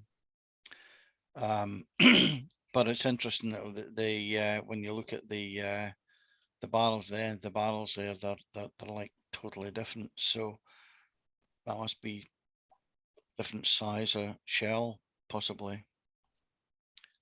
But it's obviously, I mean, that looks like a built model to me. So it's got to be coming very soon. It doesn't look very inspiring. No. It's quite a dull looking tank. It's the way it's been painted, or Yeah, I mean, the thing is, it's double barrel, isn't it? That's the thing. Yeah, it's not the most inspiring of kits to look at, is it? But also, I don't know if it's the photography, but that machine gun on top looks bent. It's just not, not the end of it. Not straight at is it? Grow up. Dan, grow up. Never. Not gonna happen. Sorry. Not gonna happen. Sorry, not sorry. It's an interesting one I came across from Brengrun. I like Brengrun. 148 TG16A. It's a USAF glider, but I think it's a German design glider, as most of them are. It's a new tool. It's coming soon, and interesting that the Air Force and some of their certainly for the cadets and some of the early pilot training, actually use gliders quite a lot before they go on to powered aircraft. Well, the reason was they were not allowed to have powered aircraft from the Treaty of Versailles, so that's why gliding was so popular. Yeah, absolutely. Yeah. But that's an interesting one.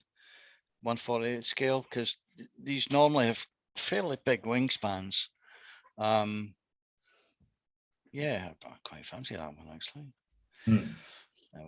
Never done any of the gliders. Now, this one here is from Model Factory Hero. It's the 1/12 scale Ferrari 312 T3 from the Scuderia Ferrari team in the US Formula One GP in 1978. It's a limited edition. There are only 50 units. Wow.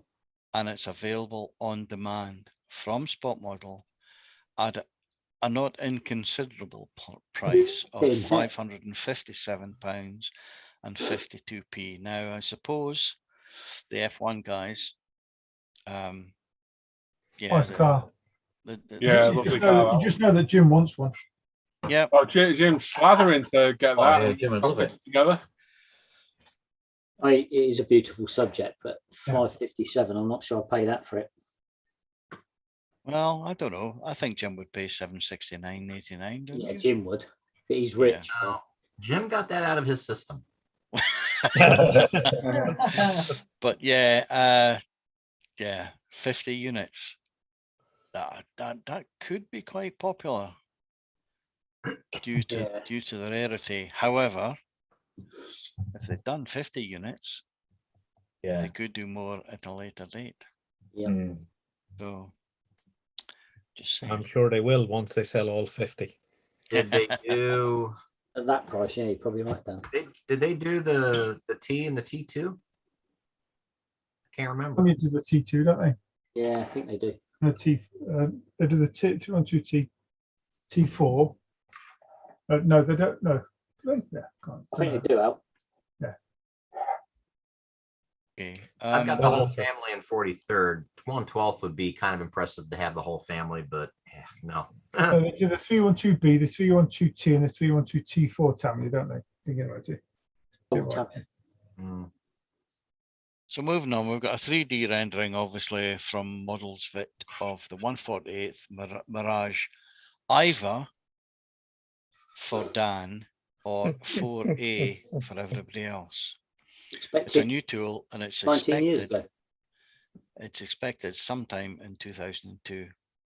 19 years ago. 2002. Wow. They're a bit behind door then. Yeah. We're going to buy a DeLorean for that one. It's been delayed a touch. Yeah. 19 Well, years. It could be 2022. Oh. You never know. You absolutely never know. But anyway, I think that's probably what was on the. Heading on to Seed Hobby, they've done obviously a Resin 170-700 scale auxiliary sub chaser, the Kiyomaro from the Belarus Air Force. Oh, that may be a slight typo there. Available from Hobbylink Japan, 1073, 1251 euros and 1485 dollars. Moving on, there's another one exactly the same from Seed Hobby. It's the Machuco Shun class gunboat. Again, they look waterline, but yeah, they do. Yeah. Again for 1073. Not sure the actual size of these, but it's not going to be big though, is it? They don't look very big. Yeah, No. there's you know, resin, PE, and brass included. It's quite cool. ICM have just recently announced, although it was on the cards, the rumor mill was on the go, the 148th OV10D Bronco. Nice. It's due in December. No pricing as yet. However, I did see box art for the 10A, which is the round nose. Yep. Okay. Who's got a brown nose? Round nose. Oh, round. And yeah, so that will be coming soon, but we've got a due December date for this one. And well, I think I may actually get Do you one of like the these. Bronco? Indulge. Yeah, it's got your name all over it, Al. Yeah, absolutely. Can't wait to see it on fire. Yeah. let's hope it's better than the other big one. That's what she said. From T-Model, there's a 135th German 48-ton type SS Kra Kuln flat car. Rolling. It's yeah, probably. No, he did well. He did well. Schwerer Plattformwagen. We have a platform wagon. It's a heavy flat car. That's what it means. Yeah, absolutely. As you can see, it looks as though it takes pipes or trees or. Oh, it takes pipes, all right. Absolutely, but 360 millimeters long. That's biggie. It's quite big. New models are bringing out or have brought out a 124th BMW M8 GTE from the 2019 Daytona 24-hour, and it's a race winner. This is available from umpretail.com. Oh yeah. For a mere trifling price of $41.99. Beautiful car, beautiful price, and a beautiful 48.88 euros and 57.82. So yeah, that's an absolute cracker, and I think everybody should head off and buy one. Yeah. And that's the end this week. That's All all, right. by the way. Nice one, mate. Nice one, Al. Thanks. Bye bye. Nice one, Al. Thank you, Al. Nice pick as well. I like it. That is a combination of about 9 pictures. Okay. Cool. Yeah, it's a cracker there. So Lovely, Full mate. shot from your drone, I take it. yeah. So and now I've got my my mouse back. So we're there. Cool. Okay. Well done. I was reading the chat. There we go. Nice one, Al. Okay. What we got left to do? We got Roland section, Luke section, questions. Is that it? Yeah. It is, isn't it? Right. Okay. Let's do Luke. Yep. Sorry, I was just watching videos of that plane. It is absolutely mind blowing. It is, isn't it? Did you watch it doing the Cobra? Yeah. Yeah. Yeah. Did you watch it cruising past that Orion? That's the video it was just on. I watched it do the headbutt to the B-52 as well. Yeah. Yeah. Amazing machine. Very clever. Looks really cool. Yeah. A lot of armament on these things. Yeah. Let's go across. Rich Blondin is in the chat as well. Hey, Rich. How's it, Rich? Hey, Rich. Where is he? I can't see him. He's in the chat. It was a good while back, actually. I think I missed his first message where he said, "Good day, all," ages ago. Hello, Rich. I'll be keeping well, mate. There's a question for a crew as well from Shane. Does anyone do scratch building? So we'll come back to that with Al's questions for a crew, I guess. Indeedly do. I'll scribble it down. Diddly. Diddly doodly. Do they do they? They do though, don't they? Though. They do, though, don't they? Though. Hey, calm down. Stay in the car, mate. Right, are we sharing? It's about to. Sharing. Go on. It's going slowly. Come on. Thinking about There it. you go. There we are. Right. Okay. So this week we're going to go through this. I say this week. This happened for the past couple of weeks, to be honest. But we're going to go through some modelling mishaps from throughout the week. Only had the one last week, but got a couple this week. We've got a bit of a regular here. You're always ruining stuff, isn't he? Yeah, jeez. At least it's not me. Yeah, for a change. First up, we have Benedetto Davisio. And he's only gone and spilt decal fix over the bottom of his Benetton 194. No harm done, really. It's underneath the chassis, but it don't have stink. Need to make their bottles square like Tamiya, or I need to be less clumsy. Definitely the former. Happy modelling. Or you could buy UMP decal solution and a holder. Yep. And have a much better quality decal solution from a UK manufacturer. No, I'm only joking. Yeah, that's made a mess of that, hasn't it? Yeah. Yeah. So what the hell's in that decal fixture? That's a paint. I just wanted to ask you, Paul, what do you guys put in there? Well, ours won't do that to paint. No, of course not. Even the extra strong ones. Shouldn't do. Should So- put it on paint. Well, you put your decals on paint. So Yeah. wow, Don't ever use the Airfix one because that's too No, expensive. really, that's not a good advert for. Sorry, the Humbrol one rather. Humbrol one, yeah. Wow, yeah, that's some quite nasty damage there, isn't it? It is, yeah. Also, this is new. Look.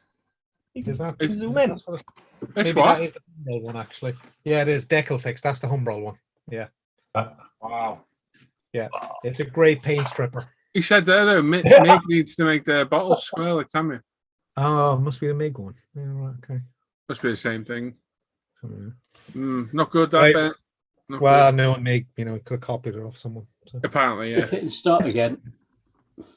So now here's a question: How do I go back? There's an error on the top left corner. Yeah, but normally it just like pops up now. Oh no way, that's cool. Anyway, next up we have I love it. Mr. Smith.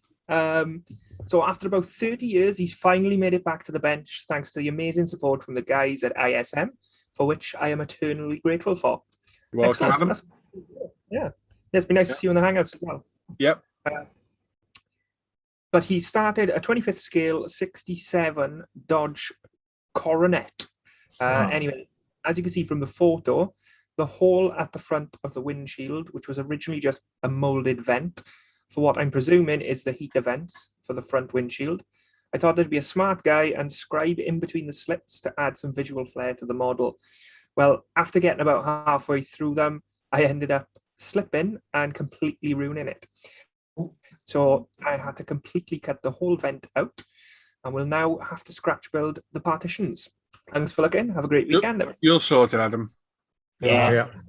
It'll look better from individual parts. It will look better. No, it will. Probably, yeah. I'd get some evergreen plastic strip. You can get round stuff or some brass rod or something and do that.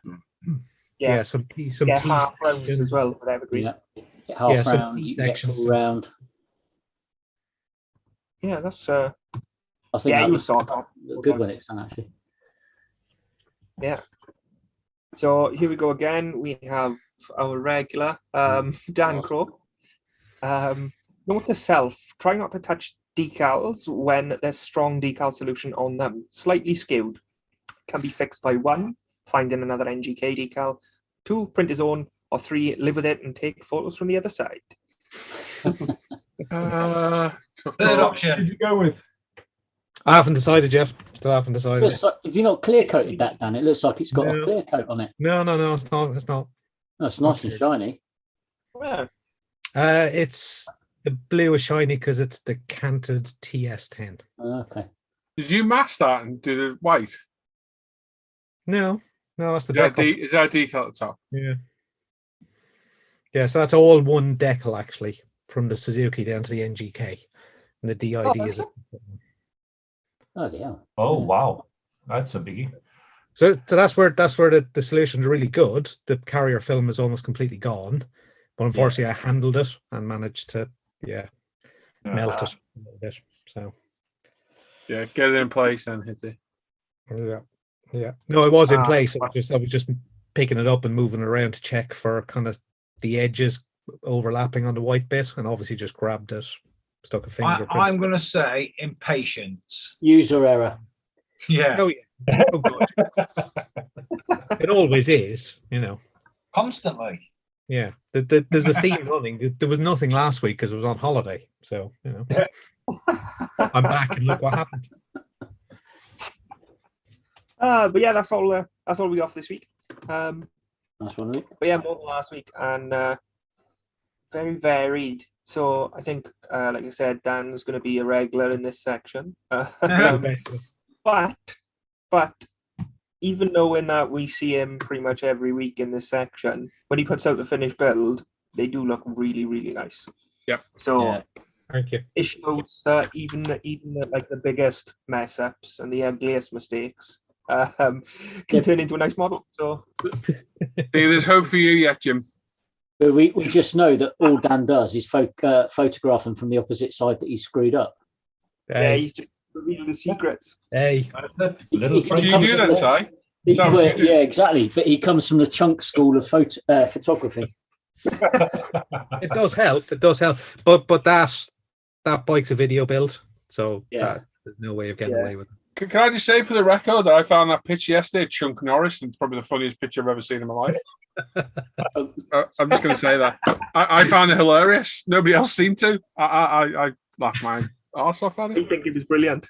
I don't even think I saw the picture. Oh, well, keep an eye out. Yeah. Right then. Roland.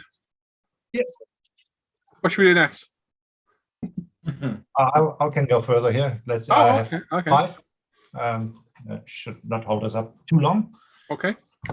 All righty. Here we go. I have to say it's immensely warm in here now. It's 27 degrees. Yes. I got my fan on. The window's wide open. It is ridiculous. I'm dying in here. Just Right. the door. Is it sharing? Yep. No. I'm naked from the top down. God. Oh. Have to be careful rolling around, don't run anything over. Oh. Right. This is what Alan. I love how Roland sees his ass. It's so funny. Shut up, Luke. God's sake. Go on, Roland. Carry on. Whenever you're ready. Yeah, you carry on, mate. Right, Nobody will Ellen, interrupt you now. Yeah, here we go. Ellen, like this one here. And this is... Oh, I need a picture. 2 secs. Oh, okay. Go on. Yeah, and he likes that one. Pierre says, "Hi gang, my 2 Citroën and 1/8, the one electrified with a rotary engine and many other functions made mobile, is in its final approach. The last few weeks of nice weather has put me in neutral, but here I finished this devilish model I started in 1993. And yes, if you want to make yourself an enemy for life, tell him to buy this kit that even out of the box is everything but easy." I'm sure he wants to say. Photos are the final stages of lighting the headlights and exhaust line installation. Good viewing. All right, That's cool. We saw this last week, didn't we, or the week before? I think so. Yeah. Yeah, we have. This has been picked before. It looks very familiar. It is, I mean, the quality of workmanship in it is cool, isn't it? So what kit is this? What kit is it? It's an old one. Yes. Does it say? It says only 1/8. By who? No, he doesn't say. Okay. It's not It an looks, old it looks like a, description. it looks like a 11 CV or 15 CV, one of the two. Kit detail. The detail and the painting, I mean, he's hit the colours spot on with the engine and this is all sorts of things. Citroën colours there. Like sort of the matte stroke satin effect and stuff on the block, and yeah, I think there's a picture with the lights working on it at the end. It's pretty neat. Oh yeah, oh, that's Even the way you soldered the lights. Yeah. It looks It's good. Just going to address a question. Sprugo saying, "Question, Paul, is Luke the same Luke that makes you lose so often on Twitch?" Yeah. Makes you lose. That's the one. That'll be a yes then. Yeah, Plenty of wins, me and Luke. Plenty of wins. So Gary Constable and Dean Slater and Master Toymaker suggest it's the Heller Citroen. Oh, okay. Could be. Wow. Wow, to get that out of a Heller kit is great. I mean, look at the detail here. Yeah, it's good, isn't it? In 1/8, I didn't think quality, Heller. That's why he's saying Brake it's lines. Oh, wow. 120 quid apparently. You can buy it still. if that's the Heller kit, then that's why it's tested in. Yeah. Cool though. Wow. It's Yeah, there's a lot of work in that. yeah. No wonder he's did this since 1993. Eek. Oh, look at that. I like there's a Märklin sticker. I still remember those. It's almost my age. All right. All righty. Is this on ISM? Yeah. Yeah. Yeah. It's all in French. Yeah, there's we- a translation Oh, here it's a for that. shared post. That's why. Yeah. Okay. Yeah. Right. Yeah. Then I thought I'll dip into something different this time, Ooh. and I had a look. Steady on. No. Dan, now, come on, Dan. We talked about this, Dan. We did. It Oh, failed. leave the picture up. Leave Oh, the look picture at up. that. Look. Oh, that's beautiful. Hang on. Wait for the little dog. Wait for the little dog. Here he comes. Yes, you are. Oh, See? nice. That's nice. Yeah. Hang on. Stand by. I'll send some. Here. He won't. Oh, shucks. Something new from Alan Durham. Hi, quick update on my Tamiya 112 scale Honda LCR Stoner Edition. Got the engine and the frame and the rear wheel assembly on. All going as you would expect from a Tamiya kit. Exhaust sprayed with Tamiya acrylics. Enjoyable build so far. Right, let's have a look. Now, I think this, I'm not a bike builder. I have 2 bike kits, which I haven't touched. I opened them and I closed them and I put them back on the shelf because they look very difficult. I think he's doing a really good job here. Bike builder, Paul, Yeah. what do you think? Yeah, lovely. This is the LCR Honda I video built. It's a lovely kit. Very, very nice kit. The Honda RC 211s are my favorite bikes of all time. Especially MotoGP, and he's doing a good job on that. Yeah, the exhaust looks good. Carbon brake disc looks good. Yeah, great kit. Really enjoyed mine. It's a pretty bike as well. Really pretty bike. No, it is a And the beautiful cost of bike. that kit now is through the roof. It's crazy. Oh, crazy. Bike bits go really up and up. Huh? Yeah. All right, then Simon and Elle can do a double act today. They like that. Chucker Brothers. He can get lost. I picked it first. Yeah. All right. No, you You're didn't. welcome to talk first. It's a busy day yesterday, says Dave Allen. Spruces parted, body prepped, primed and base coated. It's the Aishima 124 RX7. Bonnet was one solid piece, so I decided to cut out the vents.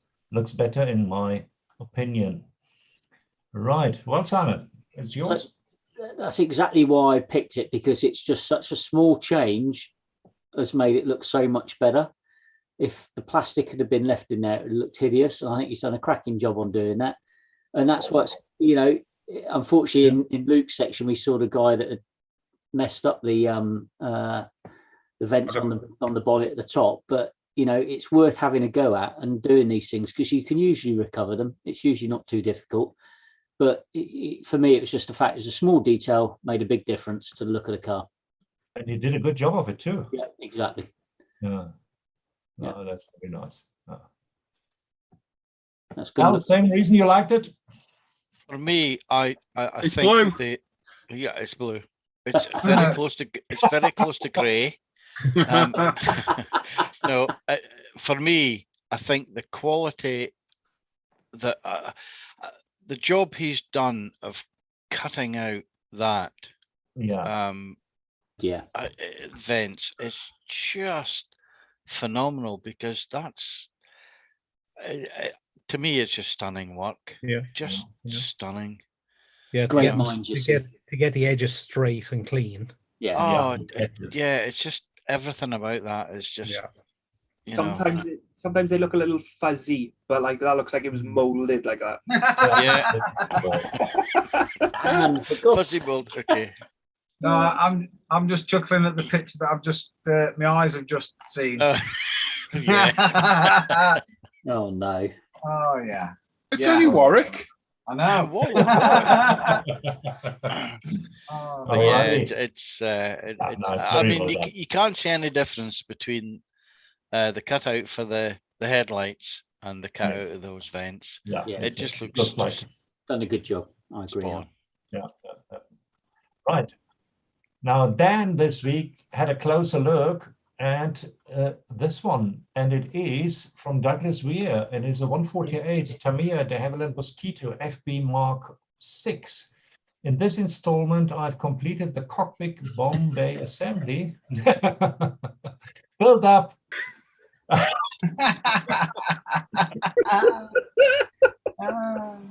Good look, Warwick. It is, it's Warwick. Yeah. God's sake, bro. Bring back Warwick. It's good old Warwick Hunt. Yeah. It's lovely. I remember Warwick's days. Those were the days. His brother Mike. All right, Simon, calm down. The cockpit bomb bay assembly, built up the HGW bells for both pilot and navigator. Doing one is fine, two not so much. Assembled the wings and attached the engine nacelles. How do you say that in English? Nacelles. Okay. Weathering was AK enamel washers and MIG oil brushes, mainly dust, earth, and starship filth. Now that I've worked through the above, I sorted out a few more parts ready for paint, namely the landing gear, wheels, props and spinners, bomb load, and exhausts. I was hoping to temporarily attach the bomb bay doors for exterior paint, but the way Tamiya have them attached makes this difficult. I'm tempted to cut off the tabs and reattach after paint, but I'm not sure how that might work. Maybe some of the plane enthusiasts want to chip in, but Dan, you like that one. Maybe you'll be the first one having a go at that and give him maybe a tip and tell us why you like it. I suppose the main reason is he does a lot of different kits. Yeah, he's doing a lot of stuff recently, and he's crossing different genres. Yeah, modeling, and just after seeing a few cars he's done recently, he kind of jumps into this one. It's like, wow, that's a really good job, really neat, clean. Yeah, just kind of stands out to me. No, it is. Yeah, fair play to him. And I got to say about Douglas. So the other day I received a package in the mail, and I was like, this is the package that I use to send stuff I've 3D printed out. And I was like, what's this? I saw the address and I was like, I'm sure that's Douglas's address. And it was, and I opened it up and it was a set of resin wheels. And I remembered then that I 3D printed something for him. And because I was having issues with my printer, it took me a while to get him out to him. And I thought, I know what I'll do. As an apology, I'll send him a set of 3D printed wheels. But I totally forgot to tell him I was doing that. So he sent them back to me with a handwritten letter saying, I'm sorry if you've been looking for these. I'm sorry it's taken me so long to send them back. But here they are. So I should probably message him and tell him that they were actually for him. Yeah. Now I feel bad. I'm gonna send them back. Yeah, no, I see. Yeah, maybe he's here and can. Yeah, this is just a really good job. It's a really good kit, and he's done on a fantastic aircraft anyway. But he's done a really good job, and just that kind of jumping from genres is never entirely easy. So good job. He's tempted to cut off the tabs and reattach after paint. What do you think about that? Do you think that's a good plan? It's never a good idea to cut your tabs off because you need them to listen. Yeah, I don't know. Without knowing exactly how they sit, but generally I'd leave stuff off after paint. Can I just say we missed a trick there as well that we should have black rolled and it was like Nacelli's or something. Nacelles. Nacelles. They're French Nacelles. Yeah. That's yeah, we didn't. Anyway, the Nacelles. Yeah. Les Cadbury's fingers. If anyone's going to get that one, they're the same. And then last but not least, the man from Arizona, Jim, he chose this one from Malcolm Plumb. Tamiya 112 scale 1984 Honda NSR 500 work in progress. Coming along nicely now and nearly at the end of the build. A few parts and hookups to do and then time to try the cowling and body work for size. Take it away, Jimmy. Don't put the cowlings on because then you hide all that beautifulness. No. Yeah, looks good. That's only one picture, so you can go crazy. Yeah, stunning job. Yeah, looks very good. Huh? Wow, this is very interesting. Is that a multi-cell fuel tank? Then it must be. Oh, that's the expansion chamber on the exhaust. Two-stroke. So where's the fuel tank then? Probably under the engine. That's a good question. Oh, it wouldn't be down. Would it be down there? Could be. Probably under, like in the back, the rear cowl. I'm not sure. Like under the tail. Or is it just to be honest, didn't they fill the tires on these with fuel? most modern GP bikes, the fuel tank is not the fuel tank. It's much lower down because they want it as low as possible for center of gravity. Yeah. Right. All right. Okay. It's surprising where they shove things, but that is an old one, so I'm not sure where the tank is on that.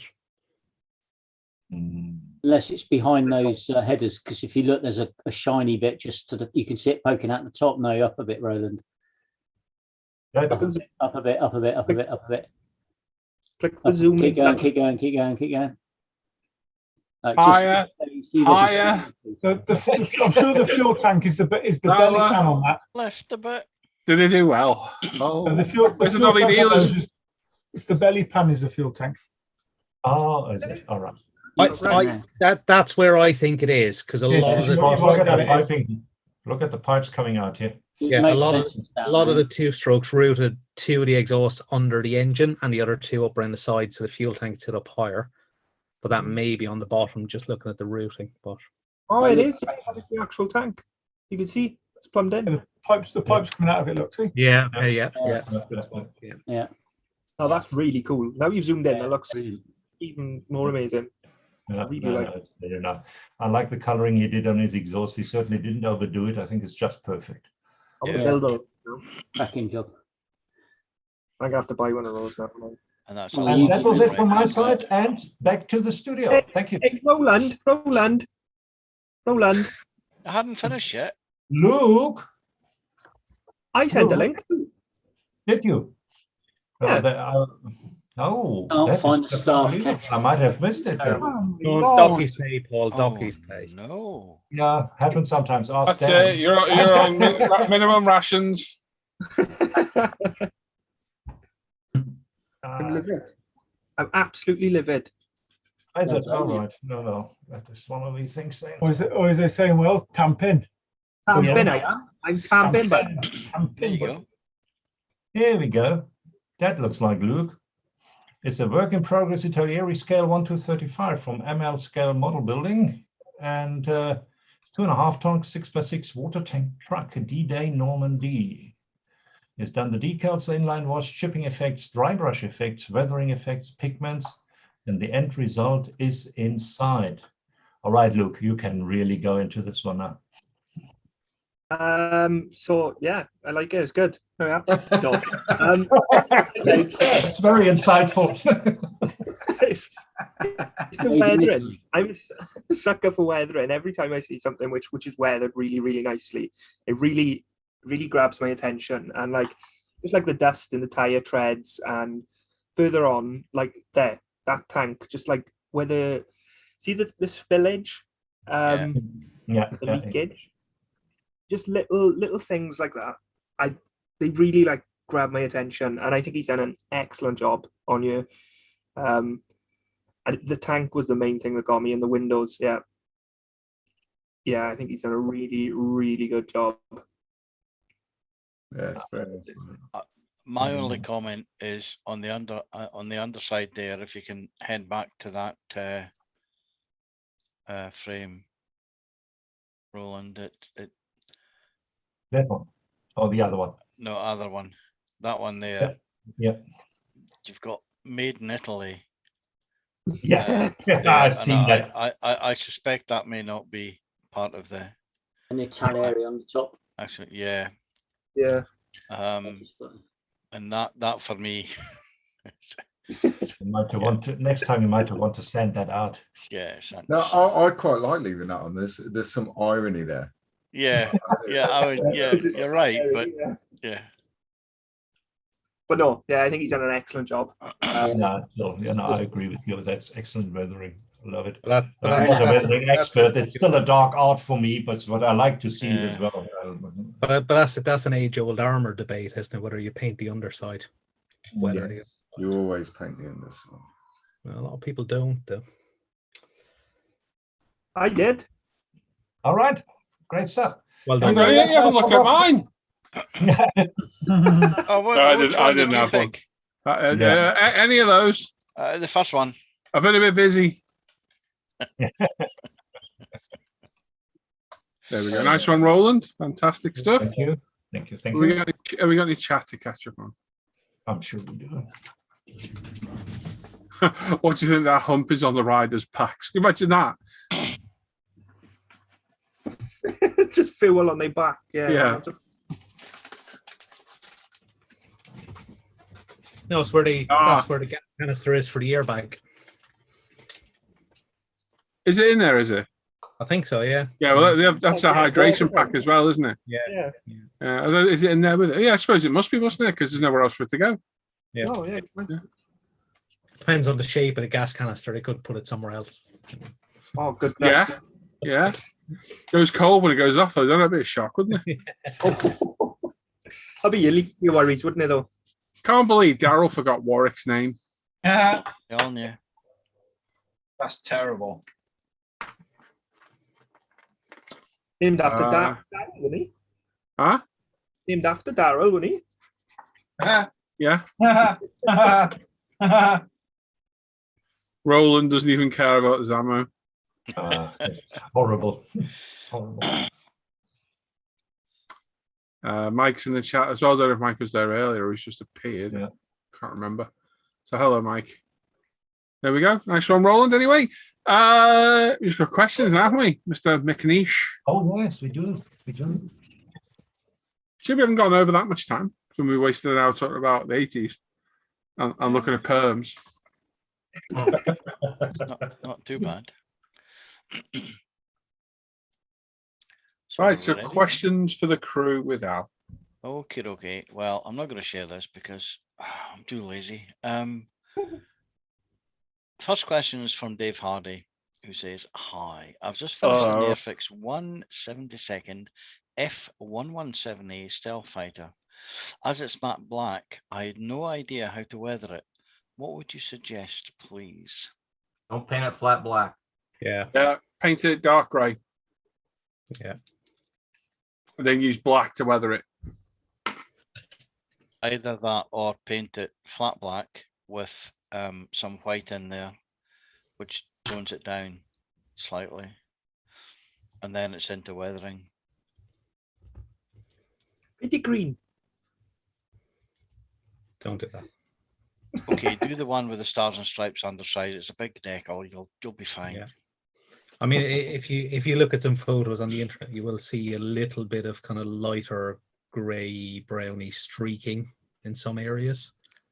But for the overall airframe, go with a very dark grey, and then use black as your kind of highlight. Yeah. But it is very hard to do. Black is one of the hardest It, colors the weather. the new stuff is really bad and hard. Okay. If that's everything for that one, we have a War and Peace from Daryl Masters again, who says, "Any kit really applies to my current disaster. It's 124th Tamiya Castrol Toyota Tom. Yeah, Tom using Tamiya LPs, GX100 and MLT for the first time. Anyway, he says he wet sanded and flatted back and he thought it was going to be great. He started masking for the window seals. But on peeling off the masking tape, he's cracked or pulled parts of the decals around the panel lines, even though he detacked the tape. He thought they were well sealed down, and with clear he couldn't see any silvering. He's not sure what happened or why. Do we have any general thoughts, please? And sorry for the long question." Peeling decals off. Well, if the decals weren't actually adhered properly into the panel lines, even though you put a clear coat over them, they're still basically not stuck to the paintwork. Yeah. So hang on, I'm just reading it back. Hang on. Curing time on the clear coat as well. Takes a lot longer on anything non-2K. Yeah. Let me just read it. Let me just read the question again. What Yeah, did he if set the decals try with? and do it too soon, if it's not fully cured, and it could take, I'd be leaving that a week maybe before I even attempted to put any masking tape over the top. Yeah, if you're using anything non-2K, you're gonna have to wait a good while before that will properly dry. If I was to use LPs, TS, GX100, I'd wait probably 2 weeks quite easily. 2 weeks? I'd go 2 weeks before I even touch that again. It stays soft for so long. You've got to put so much of it down to get the gloss coat. And it's not the same chemical reaction as 2K. So it's just a drying time. So you've got a really thick paint. It's a lot thicker than just put an LP red down, say. It's going to take a long time to dry. And yeah, put anything on there, it'll pull the decals off. That's why I don't use it. It's such a pain in the backside. A lot of people say they don't want to use 2K, but using anything non-2K, you've got the risk of ruining the decals. It's hard to get a shine straight out the airbrush. You've got to wait a lot longer for it to dry. You've got a lot more work in the sanding and polishing process. It's just not worth the hassle. So yeah, you more than likely, how long do you let it dry for, Daryl? You're in the chat, aren't you? How long do you let that dry for before you sanded it and masked over it? Even with 2K, I'm still very careful with masking tape. I've been lucky, I've not had anything peel off, but I've seen it happen to other people before. Yeah, I've nearly had it on the Quattro I did earlier in the year, in and around the fenders. Yeah, you'll be very careful with it. Arches, even.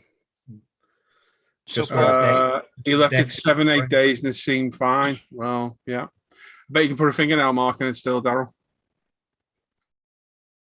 It shows it hasn't properly cured. so Paul, if you're building an aircraft, would you 2K it or just clear coat it with some of the usual stuff? For what, Al? Same situation. If I'm decaling on an aircraft, Yeah. I stopped clear coating them years ago. I use no clear coats on any of my models. Non-car. Not armor, aircraft, nothing. Yeah, but after you've put the decals down, Yeah. you would clear coat it for weathering, no? Nope. No. Nope. Haven't done it for years. Can't remember the last one I clear coated. No, I've not on armor and aircraft. I stopped doing it. I didn't need to do it. The washers I was using, unless I was using UMP, then I clear coated. But I moved over to oils and enamels and that, and yeah, don't need to do it. That's all. It can actually, particularly, I can only speak really from an armor point of view, but clear coats can actually hinder if you're using oils and enamel. Yeah, it stops it flowing properly. Stops it flowing. Sticking, yeah. It stops your filters working. Doesn't key properly. Yeah.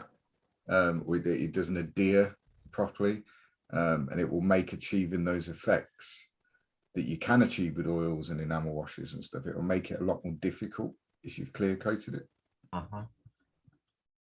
It's a step that I think sometimes is unnecessary, where some people use it as a religious regime.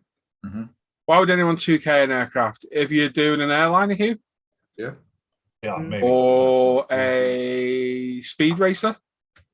Yeah. What are they called? Like a Red Bull racer? Iron racers, or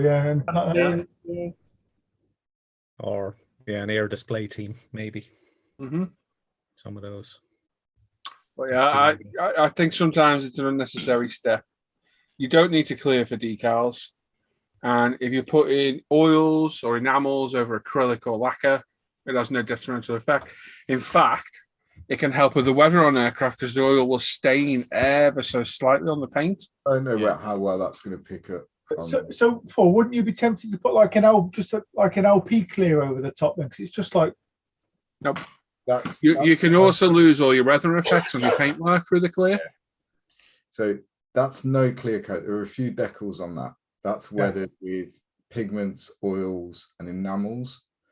But there's no clear coats on that at all. And I wouldn't put one on there. Certainly now, because you destroy all the pigment work you've done.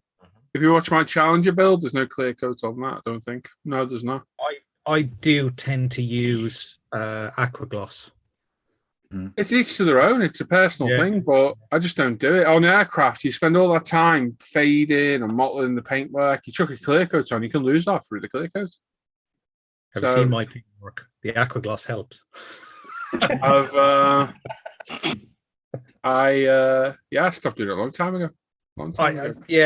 For me, I tend to find it's useful because I like my panel lines to just literally go in the panel lines, and then after I've done the Aquagloss, I'll then just use other weathering stuff. Like I might get a satin coat, and then I'll do a lot of weathering on it.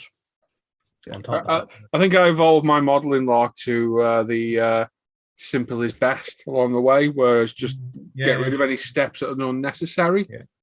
I don't clear for decals. I didn't clear for weathering either.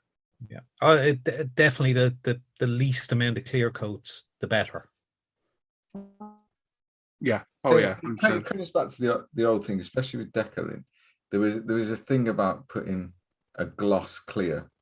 You don't have to. No. Because people thought it would smooth the paint. Well, it doesn't. You just end up with. Yeah, if you've got crap paint underneath. Paint surface. Yeah, if you've got shitty paint underneath your clear coat, you can have a shitty clear coat. It's as simple as that. If you put your clear coat on too thick, then it'll throw off the look of those painted on type decals, won't it? I suppose it'll make it kind of. Can do. You definitely lose weathering effects because I've done it before. Spent hours mottling, chuck the clear coat over for all disappear. What was the great. last time to get on? Remember the McGack I built? Yeah. That was what, 2 years ago now, probably. About that, yeah. I spent ages and ages doing really intricate pigment work to get that dust effect. Put a clear coat on it, lost a lot. Start again. I was like, ah! Spent about a week and a half putting pigments on it, clear coated it, gone. I think on the Vigum, I think it was way back in the day doing the Vigum build. I don't think I clear coated that either. I can't remember. Stopped doing it years ago. You want to recommend? It's personal preference. So it's a safer way of doing it because it reduces the risk of silvering. But as Luke was saying, if you've got crappy paint to start with, putting a clear coat over it, you're just getting a slightly shinier crappy paint. So it's not going to make any difference. And to be honest, I don't think decal silvering is because of the smoothness of your paint. Decal silvering is because of the adhesive not adhering. Yeah. I mean, there's some. It's always a controversial subject, isn't it? But there's some school of thought that thinks that maybe some of the silvering is because you get air trapped. It's water and air, isn't it? Apparently, possibly, but I think it's more to do with the adhesive. You see people with a a sharp scalpel or a pin to release that, whatever that is. It air, is it water, or whatever. Yeah. But I think if you paint is as smooth as you can get it where the decals go in, you generally are gonna avoid silvering. And these things available from umpretail.com are ideal for it. Because if you're putting a decal onto something, use that to really smooth that paintwork out. Just buff it down. Buff it down. And you shouldn't have an issue with the decal. Yeah. But then, there is someone else on another YouTube channel who's put a decal on a piece of sandpaper. Yeah, Will did, didn't he? Will Patterson. Yeah, Will did. Yeah. And good decal solutions help. That's also available at umpretail.com. Yeah, go to UMP. There's a video up on the channel. There'll be a brand new one next week on the decal solutions. Oh, excellent. Alrighty. Yeah. So many different ways of doing things. Yeah. Things work better. I think it depends. Yeah, everyone, like you said, there's more than one way to skin a cat. There really is, and it's whatever works for you and what you feel confident in doing. Yeah. Because the longer you've been doing it, you would have tried. I certainly still do, trying all these different techniques, all these different processes to try and achieve the best result you can. And then you find ones that you like, that work for you, you get confidence in it because you do it over and over. And then there's others that you don't like, for whatever reason, and they tend to fall by the wayside then. And the subject depends on what you're doing. Yeah. And again, it depends on the decals themselves, because for me, any of the kit decals tend to be okay, but the aftermarket stuff, they can be so thin. And the adhesive on the back of them, it must be thin, because if you leave them 30 seconds too long in the water or whatever and fail to get it onto the actual model, absolutely. I mean that is it depends what you do. center, So it's a dial I'm working on. So because I cannot paint modern camouflage on uniforms very well at all, it's a nightmare. So you can buy these A4 sheets of just the printed camouflage. Comes an A4 decal sheet, and then you have to cut it up and put it onto the figure. So you end up with, it's not going to show it at all because it's too tiny, but you end up with this modern US camo. But they're so thin, it is so thin that literally 5 seconds in the water and it's away from the backing paper. So with those, before I do it, so I'm doing the legs, I do clear coat on that, because I found it just gives that surface where you can manipulate the decal a little bit better, because they're so thin. And then UMP strong on top of it gets it right into the creases of the uniform. Absolutely, yeah. So it's horses for courses at the end of the day. Depends what you do. Well, I think we've given Daryl something to think about there. So Yeah. okay, the next 3 questions are all from the chat earlier on this evening, and I do apologise for leaving you guys waiting for the answers, but it's always best to do all these things in a one. So Mikey Forsberg asks, he says, what's the biggest challenge doing whatever model you're doing, or is it just doing it? So I'm primarily a car builder, and I reckon it's probably the 2K. Yeah, I agree. It can be real hit and miss. You got, everything's a variable. Yeah, it's probably the most difficult one. Decals can be a bit dodgy sometimes as well. Yeah, I find opening the box is quite difficult sometimes as well. That's what I go wrong. Glass, I'd say for me. The glass work I always find troublesome or yeah, you're right. Yeah, I think with cars, it's for me, it's rushing right at the end. Yeah, I think that's probably the same thing with me as well, Dan, because you tend to rush the glass work and stuff, get it in and actually put marks and stuff in it all. Yeah. Yeah. It depends. Each genre has its own challenges, doesn't it? Like, there's no way I could clear coat a car body like you guys do. That to me would be, do you know, it don't blow my mind to try and get like that alien, isn't it? Shiny, pristine look. For me, the biggest challenge I've got at the moment, just because of the stuff I'm building, is painting faces. Oh yeah. That's to get it looking anywhere like it should is. Well, I think you've got the burned unit victims quite down to a clean. Yeah. Survivors. But that Japanese pilot you did earlier, that was. Yeah, no, that was cracking. But yeah, faces for me are my nemesis, and it is just practice. You just got to keep practicing, and hopefully eventually you'll turn out one semi-decent face out of the hundreds that you painted. I think with military aircraft for me, and it's probably the same thing with cars, it's the patience for the weathering towards the end. I just don't have it. But you can kind of get away with it with aircraft because you can just go, it's not too heavily weathered, or But I think if I was to go to armor, that's where I'd really have to struggle and force myself to be much more patient with the weathering process. I know Paul said with armor, I find getting modern armor, getting that ingrained dirt, getting that to look right, and not either overdone or underdone. Because it's ingrained into the paintwork on them. It doesn't matter how often they're cleaned, it stays there. But to try and get that right on a 35th scale model is quite tricky. Well, each just genre has its challenges. Yeah, absolutely. I mean, for me, I'm two things for me. One of them is seams. Seams are pig. Just I cannot seem to get two fuselage halves together, even to any great degree, without creating a step or whatever. So then you've got the seams to contend with, and then later on it's the glass. I cannot keep my glass clean.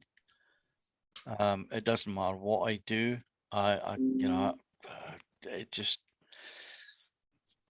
goes all fuzzy, It must be the oils from my hand. I mean, I've tried using gloves and whatever, polishing it, whatever. As soon as you attach it to the model, it goes manky, But again, that's kudos to the car building guys. Oh yeah, because their glass is just phenomenal. Absolutely. Not always. Well, it looks a lot better than if I'd attempted it. Feel like CSI had been at it if I had gone. But yeah, dust on the inside of aircraft canopies. Yeah, that's one that does me the whole time.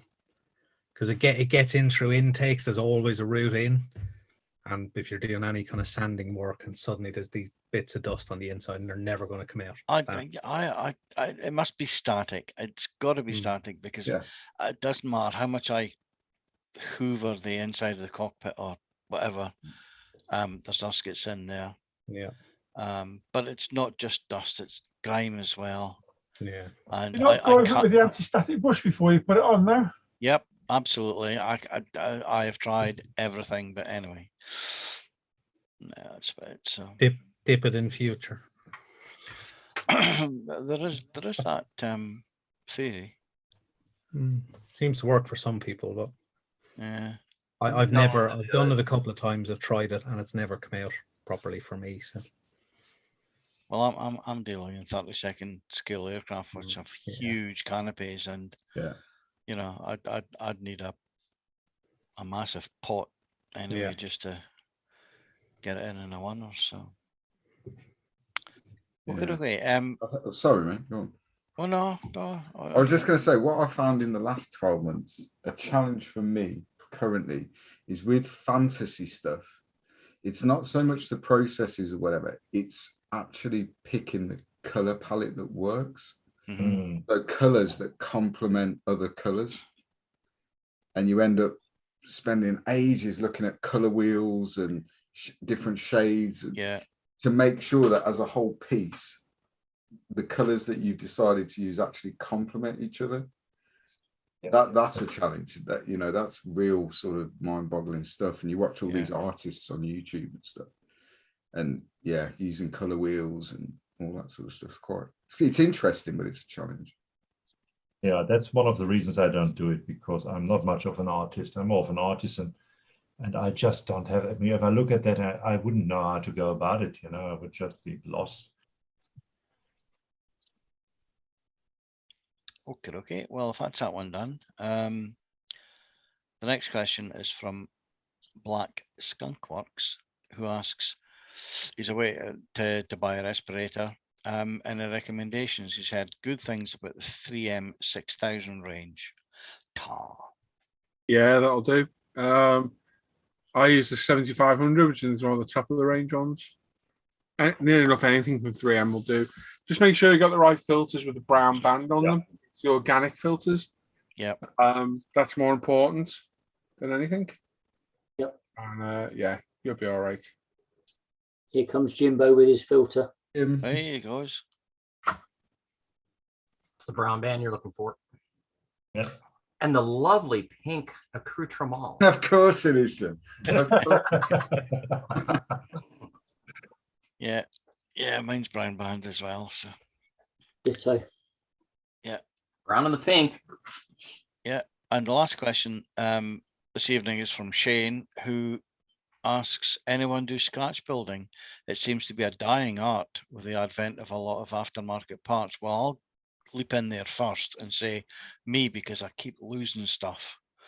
Right, left, and builds it, and then he finds it again. Yeah. Once he has it scratch built, yeah. But the good thing is that my scratch building is getting better, and it's looking a bit more like the real thing rather than the real thing, if you know what I mean. So, but yeah. Do a little bit on the larger scale cars, you know, where there's obvious parts missing, and you try and make them out of spare parts you have lying around or bits of plastic. Yeah. You know, brake pipes, fuel lines, wiring, that sort of stuff tend to all be scratch built. I have a tendency to build kind of slightly older kits, slightly older Airfix or Matchbox kits from time to time, and I do scratch build. Well, in some cases, almost complete cockpits, but you know. Pretty much every dio I do, it's scratch built. All the terrain, the buildings, everything is scratch built. It's not the dark art that people think it is. I don't think you know, depending on what you're doing, it's practice and just. I think the key with scratch building is you've got to have that image kind of in your mind of what you want it to look like, and then it will probably take you 3, 4, 5 attempts to actually replicate that on your bench. But there's so many materials that you can use. You know, it's limitless. And if you want to do something, then quite often scratch building is the way to go because it's not available as a kit or anything. So I mean, I think it's easier in the genres that you're doing, Luke, to scratch build something because you can use absolutely anything. Yeah. To include in the dio, for example. Mhm. But if you're trying to reproduce a cockpit instruments and panels and stuff, that's going to be very, very difficult, especially at a small scale. Yeah. I mean, it's a double-edged sword because yes, that's probably more difficult because you have to be what's the word, accurate or as accurate as you can be. But having said that, you will have access to a lot of reference material to see what it looks like. Whereas when you're building something that doesn't exist, that's all got to come from your imagination because it's not real. And then you have that challenge again with it doesn't really matter what it looks like because it's not real, but at the same time you don't want it to look like a melted welly. It does matter what it looks like because you want to make it believable and realistic. You want to make it believable. And you've got no reference. You know, you've just got to kind of imagine what you think it would look like and go for it. So it's 6 of one, half a dozen of the other, I think. Or do you go down the other route and go to the likes of the Quinta Studios 3D printed decals, waterslide decals? And that's the thing, like the stuff Luke does. You know, I couldn't do that because I don't have that skill set with the CAD and the 3D printing and everything else.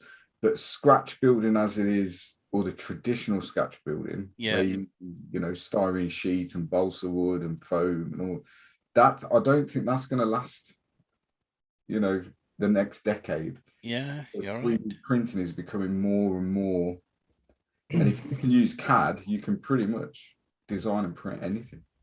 Well, there was a long debate on one of the other sites about whether 3D printing was considered a scratch building. I read that. I read that. I seen a very similar debate on a diorama group I'm on Facebook, and it was about somebody was actually saying that kits are not really building a model because they used to scratch build things. But that's the thing, like it progresses, doesn't it? And it's just because it's not how it used to be done doesn't mean it's not model making. You know what I mean? Yeah, I mean, it goes back to the old debate, doesn't it? Is modeling craft or is it art? Yeah. It's all the same stuff, and there will always be a difference of opinion. You know, is a Games Workshop model scale modeling? Again, there will always be a difference of opinion as to whether it is or it isn't. But I think there will be a lot of skills lost in scratch building over the next 10, 15 years. Yeah. Because people won't. But different skills gained. Yeah, i.e. I could not use CAD like Luke does. Yeah. You know, some of the stuff he does on CAD is amazing. Yeah. If I could do it, I would, because you're doing all the fettling, all the design process in general on a screen. You're not chopping up bits of styrene and balsa wood and getting it wrong. You know, if I could do it, I would, but I can't because I'm not clever enough. That being said, though, like there's been times like I've been building a model and I've thought I could do this. I want to add something to this. I could just knock it up in CAD and print it out. But I do also still think that like I could scratch build this because I've got styrene sheets, I've got I've got brass rod, and I still want to scratch build stuff, and I still like. Well, you're doing it right now, aren't you? You're doing it right now. Yeah, essentially, yeah. And like I still think it's something I want to do more of, even though I have got the 3D printer. It is. I think it's a good skill to have. Definitely. Because like at the end of the day, if I wanted to make just like I don't know, maybe like a little coolant bottle or something, if I'm building a bike, then it's probably quicker for me to just get 2 bits of styrene tube and a little bit of filler than it is to load Fusion up, design it, scale it, print it, clean it, and all that. You know what I mean?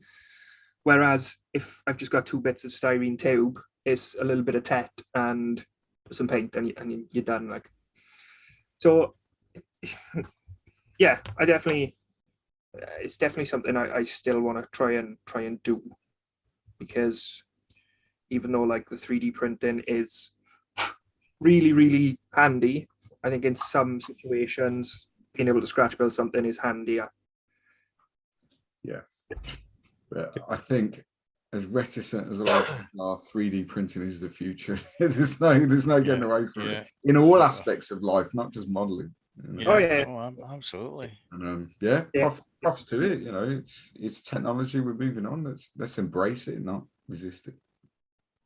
Yeah, I mean, it's been 3D printing as like a manufacturing method has been around for a while. It's just like recently it's getting affordable and more available to the hobby user. Like me and Dan were saying, talking about earlier with CAD.